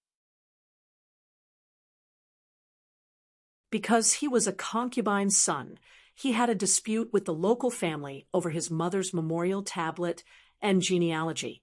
He wanted to discuss it with his elder brother, who had no official position, so he wrote many sincere letters back home. At first, his elder brother ignored them. Later, he probably annoyed his younger brother, and finally replied with a letter directly rejecting the proposal of the Grand Secretary. The words in the letter were very rude. One of the sentences was, "You can care about the affairs of the world, but you have no right to care about the family affairs." That high-ranking official didn't get what he wanted until his death. At that time, the entire officialdom and scholarly circles agreed with this small rule. Then why didn't Chui Cheng show up in the family and give a punch to those ants in the ancestral hall? Why didn't the Grand Secretary of the Lotus Flower-blessed land directly use public power for private purposes and force a cow to drink water with an official document? He could obviously do it, but he didn't break this seemingly fragile rule? Chun Pingan thought for a while. This was probably one of the reasons why Chui Cheng was able to reach a realm where there was no one in front of him, and why that Grand Secretary was able to occupy such a high position in the imperial court. Once Chun Pingan made up his mind to establish a school in Luopa Mountain, it could be said to be extremely complicated, but it could also be said to be relatively simple. It was nothing more than being pragmatic, like a swallow holding mud in its mouth, accumulating a little to make a mickle, focusing on the person, focusing on the reason, slowly but surely, steadily, and moving upwards. Chun Pingan needed to think more, learn more, and do more. Chui Cheng suddenly said, "Chui Ming Huang is not simple. Don't underestimate him." Chun Pingan was somewhat speechless. What right did he have to underestimate a gentleman of the academy? Chun Pingan had already experienced the power of the sage of Lakeview Academy at the Brushwater Mountain Manor. Zhong Kuei of the Tongya continent was also a gentleman of the academy. Chui Ming Huang was known as Lakeview Young Gentleman. He was one of the two most outstanding gentlemen of the Academy of the Aquarius continent, according to the agreement with the imperial tutor of Dali, who was also his martial granduncle. Chui Ming Huang would openly leave Lakeview Academy. As a gentleman of the Academy, Chui Ming Huang would become the deputy hill master of Dali's Linlu Academy. And the first hill master of Padding Cloud Mountain was supposed to be the old dragon who appeared in the world as the old assistant minister of Huangting country. Together with a native scholar of Dali, one chief and two deputies, three hill masters were all transitions. When Linlu Academy obtained the title of one of the 72 academies, Cheng Shuidong would step down from his position as hill master. The old scholar of Dali would be powerless and unwilling to fight for it. Chui Ming Huang would go with the flow and become the next hill master. In this way, Lakeview Academy would gain face. Of course, most of the benefits would fall into the hands of Chui Dong. Chui Ming Huang, who had long been a pawn of Chui Dong, would be satisfied after obtaining the position of hill master of the academy. After all, this was a great honor and was almost the pinnacle of a scholar. Moreover, as long as Chui Ming Huang was in Longquan Dali with Chui Dong's ability to calculate, even if Chui Ming Huang had more lofty ambitions, he could only be a teacher under the eyes of Chui Dong. However, later on, the situation changed unpredictably. Many trends were even beyond the expectations of the imperial tutor Chui Dong. For example, the imitation of the Baek Okkyung building by Dali almost became a joke in the world. The late emperor Song Yung-chun was severely injured. Dali's cavalry went south in advance, and Chui Dong's many schemes in the central part of the Aquarius continent also began. Lakeview Academy was tit for tat. In a spurt of energy, they sent many gentlemen and sages to the palaces of various countries to reprimand the kings of the human world, or to settle the chaos of various countries. In particular, the crash of the cross-continent ferry of Mount Dage in the Zhuiying dynasty and the emergence of the North Continent's Lord of Heaven, Xieshur, pressuring Lakeview Academy behind Zhuiying. Not only did this provoke the anger of the cultivators of the continent, but in this way Lakeview Academy and the Song clan had completely fallen out. Chui Ming Huang could only stay in the academy and could not be the deputy hill master of Linlu Academy. It was said that this gentleman had been concentrating on learning in the study room all these years and did not waste any time. The entire academy praised him. Chun Pingan was a little puzzled. This time, the old man did not seem to be in a hurry to teach him how to be a man. In the past, he was straightforward and direct, as if watching Chun Pingan live a life worse than death was the old man's greatest pleasure. Today, he started with a casual chat, and they talked a lot. Chui Chung did not have an awkward temperament, although it did not suit his temperament. He took the initiative to mention Pei Qian's martial arts for the second time. He asked, "Do you want to give Pei Qian a carefree life so much?" Pei Qian's aptitude was indeed too good. It would be a pity to waste it. Chun Pingan hesitated for a moment. Some unintentional words of an adult may be forgotten after saying it, but a child may always keep it in mind. Not to mention the words of an elder. Chui Chung frowned. There was a hidden meaning in his words. Of course, he was complaining about the words he said to Pei Qian. That was nothing. But Chun Pingan's attitude was worth pondering. Chun Pingan seemed to be deliberately avoiding the matter of Pei Qian's martial arts cultivation. To put it nicely, he was letting nature take its course. To put it bluntly, he seemed to be worried that the pupil would surpass the master. Of course, Chui Chung was familiar with Chun Pingan's nature. He was definitely not worried that Pei Qian would surpass his half-baked master in martial arts. Instead, he was worried about something, such as worrying that a good thing would turn into a bad thing. Cui Cheng said unhappily, "If you have something to say, say it." Chun Pingan wanted to say something but stopped on second thought. Cui Cheng laughed and said, "It's okay if you don't say it now. I have my ways to make you speak first." Chun Pingan was unyielding. "How are we going to fight? If you don't care about the gap between our realms, I can say it now. But if you are willing to exchange pointers with me in the same realm, we can talk about it after I lose." Cui Cheng said, "Then you can say it now. When I see that you are asking for a beating, my hands are itchy, and I probably can't control the strength of my fists." Chun Pingan cursed incessantly in his heart. When he returned home this time, Chun Pingan's only reliance in the depths of his heart when he faced Zhu Lian's feeding punch was the 4 words exchange pointers. He hoped that he could vent his anger and, at the very least, give the old man a few good punches. As for whether he would be beaten even more miserably afterwards, it didn't matter. He couldn't go from 3rd realm to 5th realm and practice his fist time and time again without even touching the corner of the old man's clothes. Chun Pingan sighed and told the old man about that strange dream. This was the first time Chun Pingan had confided in someone about this. The old man was silent. Chun Pingan asked, "Can you explain the dream, old man? Or, according to the old saying in my hometown, the dream comes in the opposite direction?" The old man sneered and said, "Well, it's another big knot in your heart. One is afraid of death, and the other is afraid of his own incompetence. What's wrong, Chun Pingan? Have you become more and more timid after walking such a long path?" Chun Pingan shook his head. "It's because I've seen more of the world that I know the outside world is full of masters. There's always a higher mountain. It's not that I'm looking down on myself, but I can't be arrogant and think that just because I practice my fists and swords diligently, I can win against anyone. There's always a time when a person's strength is limited." The old man's face was full of disdain. He sneered. "How foolish!" Chun Pingan sincerely asked for advice. "Senior, please speak." The old man instantly stood up. Chun Pingan still had a telepathic connection, but his movements were slower than his heart's desire. Just like when he was baking porcelain, his palms were different, and he often made mistakes. It wasn't that Chun Pingan was too slow, but that a 10th level peak martial artist was too fast.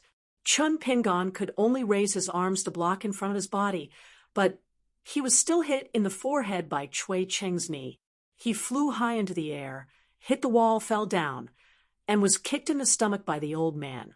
He hit the ceiling and fell heavily to the ground. Finally, the old man kicked in the forehead. Chun Pingan's body instantly slid out and hit the wall. He vomited blood, unable to fight back.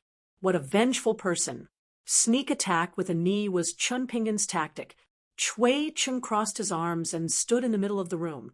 He smiled. "If you don't pay a price for my priceless advice, I'm afraid you won't know how precious it is and won't remember it." Chun Pingan stood up and spat out a mouthful of blood. Cui Cheng asked if there's a predestined fate in the unseen world. Can Pei Qian avoid it by slacking in his martial arts practice? Only the strongest martial artist would be able to wrestle with the heavens. You wandered around lotus blossom-blessed land for so long and claimed to have seen the flow of time for 300 years. What kind of bullshit principles did you learn? You don't even know this? Chun Pingan didn't even use his eyes to catch the old man's figure. In an instant, his mind was immersed in the mysterious state of there's no one in front of him, only himself. He stomped heavily on the ground and threw a punch at a place where no one was around.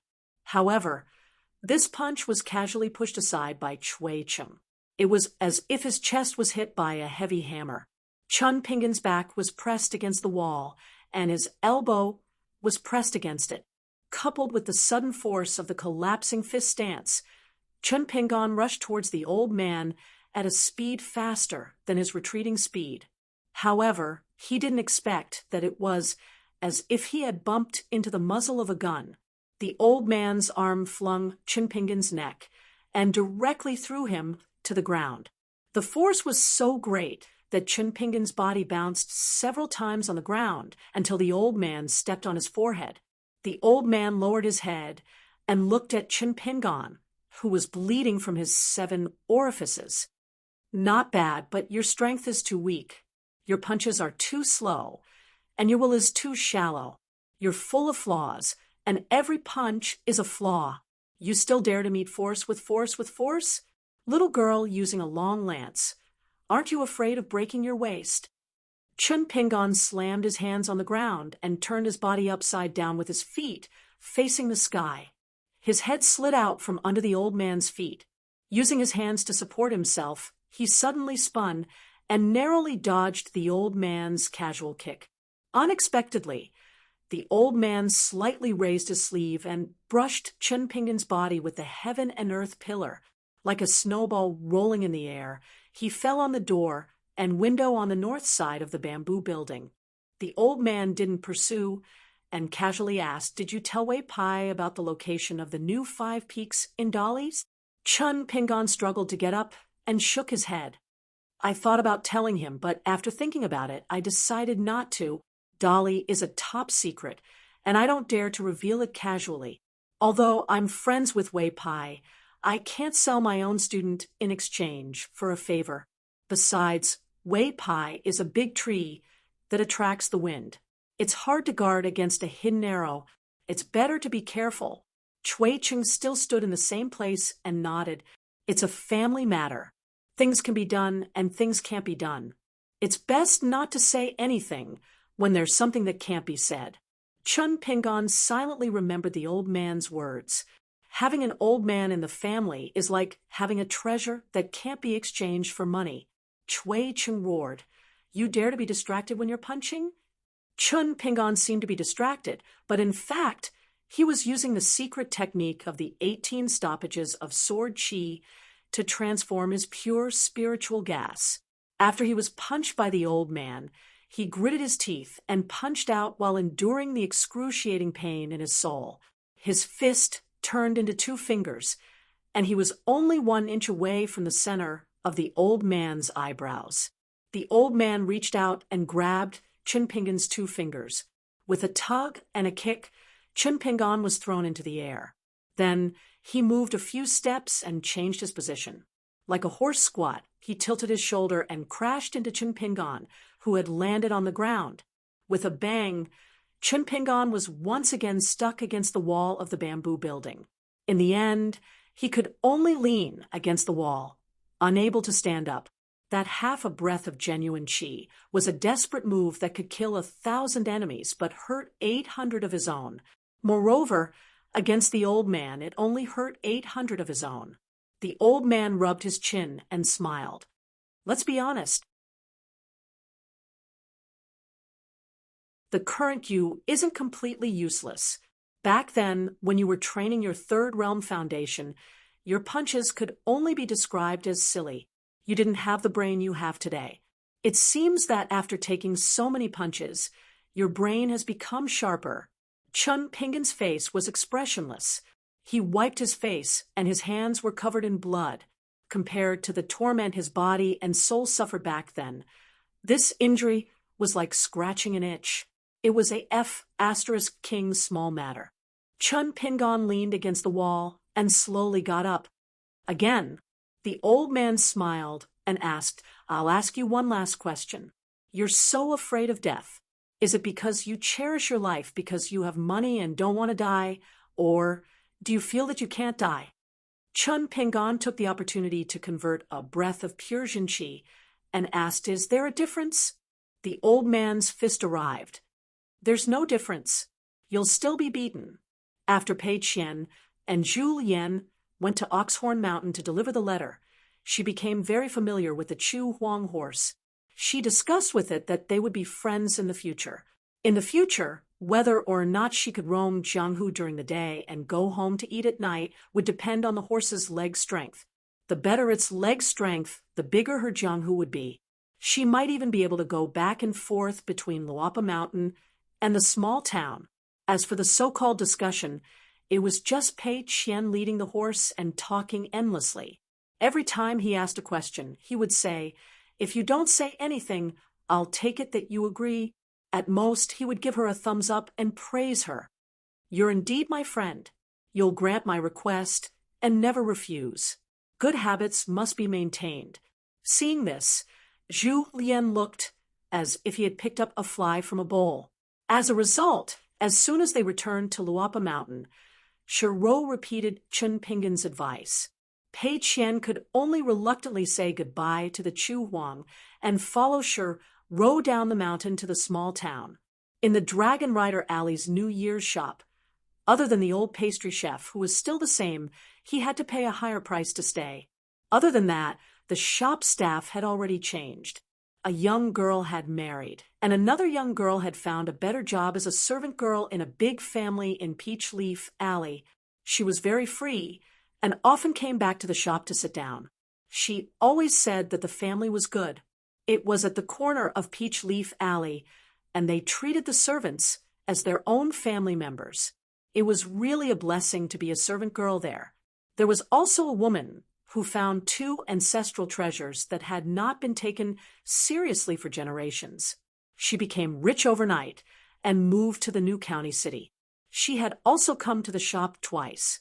In fact, she was showing off to the illegitimate Miss Wan Xiao. After getting along with her for a long time, the woman did not have any deep feelings about Master Ruan's only daughter or the unreachable Dragon Spring Sword sect. She only felt that the girl was cold to everyone and was not likable, especially when she was caught red-handed by Wan Xiao. It was very embarrassing. The woman cursed endlessly in her heart. "You're just a virgin girl who is not related to shopkeeper Chen. You don't have any status. You stay in the shop all day pretending to be the lady boss, or what?" Compared to the shop that was filled with fragrance, Pei Qian still preferred the nearby straw shop. Rows of tall shelves were filled with antiques and miscellaneous items that the Sun family had sold in the past. However, when Sister Wan Xiao was in charge of the family, she sold some items that were called spiritual weapons by the cultivators on the mountain at a high price. After that, they did not sell much. The main reason was that there were a few items that Sister Wan Xiao had secretly sealed up. Once, she secretly brought Pei Qian to the back storeroom to inspect them. She explained that these few items were the best of the best and were the treasures of the shop. They could only be taken out when they met big customers in the future. Otherwise, they would not be able to get along with money. Pei Qian was happy at that time. This was an unexpected surprise. She immediately smiled from ear to ear.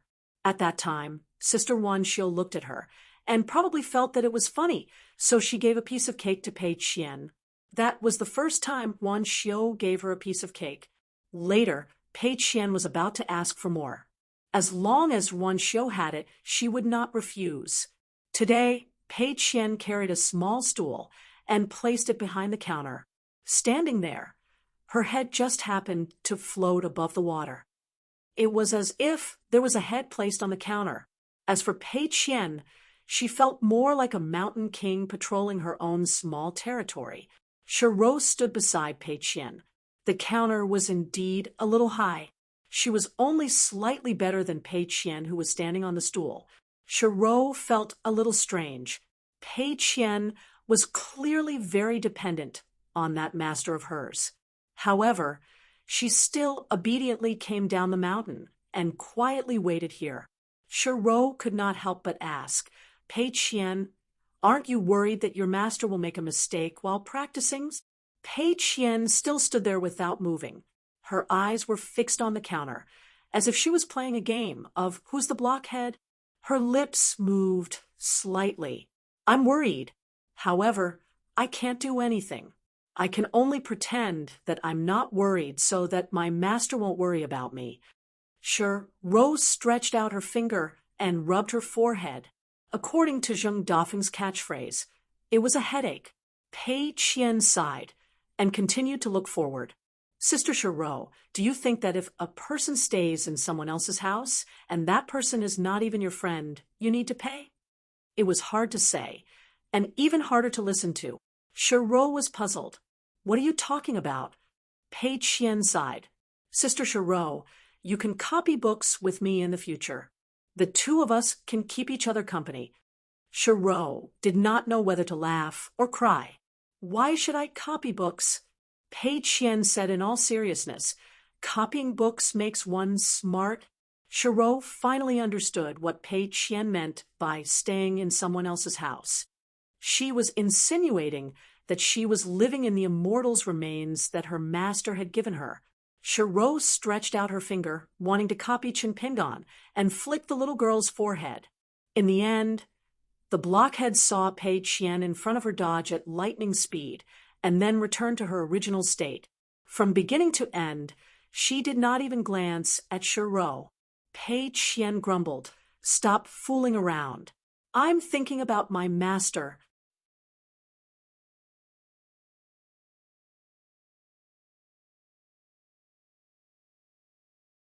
Floor 65.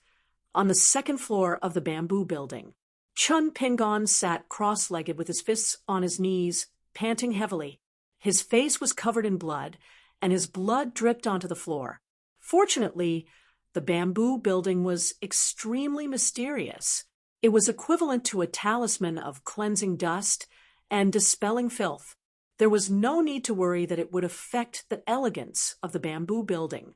However, he heard that the girl in the pink dress often carried a small bucket to the second floor to wipe the floor. Day after day, she was the only outsider who could enter the second floor. The feeding of the fist had come to an end. As for the so-called teaching and sparring, it was clear just by looking at the battered and exhausted Chin Pingon and the calm and relaxed barefooted old man. However, Chin Pingon still felt that it was a little strange. Unlike the old man who used to train his muscles and bones, Chin Pingon could only endure it from beginning to end. Now that he was learning the fist again, it seemed that it was more to sharpen his skills and also to help him consolidate the fist intent of no one in front of him. Occasionally, when the old man was in a good mood, he would recite some rhyming fist theories. As for whether Chin Pingon, who was knocked down by a punch from time to time, the old man did not care if he could hear it or not. At this moment, Chun Pingon could not help but ask, "Why don't you need to train your body and soul?" Chui Ching sneered, "You're already a teenager after teaching a child how to use chopsticks to eat. Do you still need to teach it again? Are you that stupid? Or am I blind to have picked an idiot?" Chun Pingon wanted to say something but stopped. He was skeptical. A martial artist should train in the word purity. Logically speaking, it was necessary for every realm. It was different from chi cultivators who learned the secret skills of the immortals and paid attention to the master's guidance. Chui Ching seemed unwilling to take advantage of this matter. He asked, "I heard that you used to let Zhu Lian fight with you when he was in the Golden Body realm?" Chun Pingon nodded. "It was very difficult." Chui Ching shook his head. "You're too weak. Zhu Lian did not dare to kill you, and you knew that he would not kill you. It was like a pair of love-struck men and women flirting. You scratch me, and I touch you.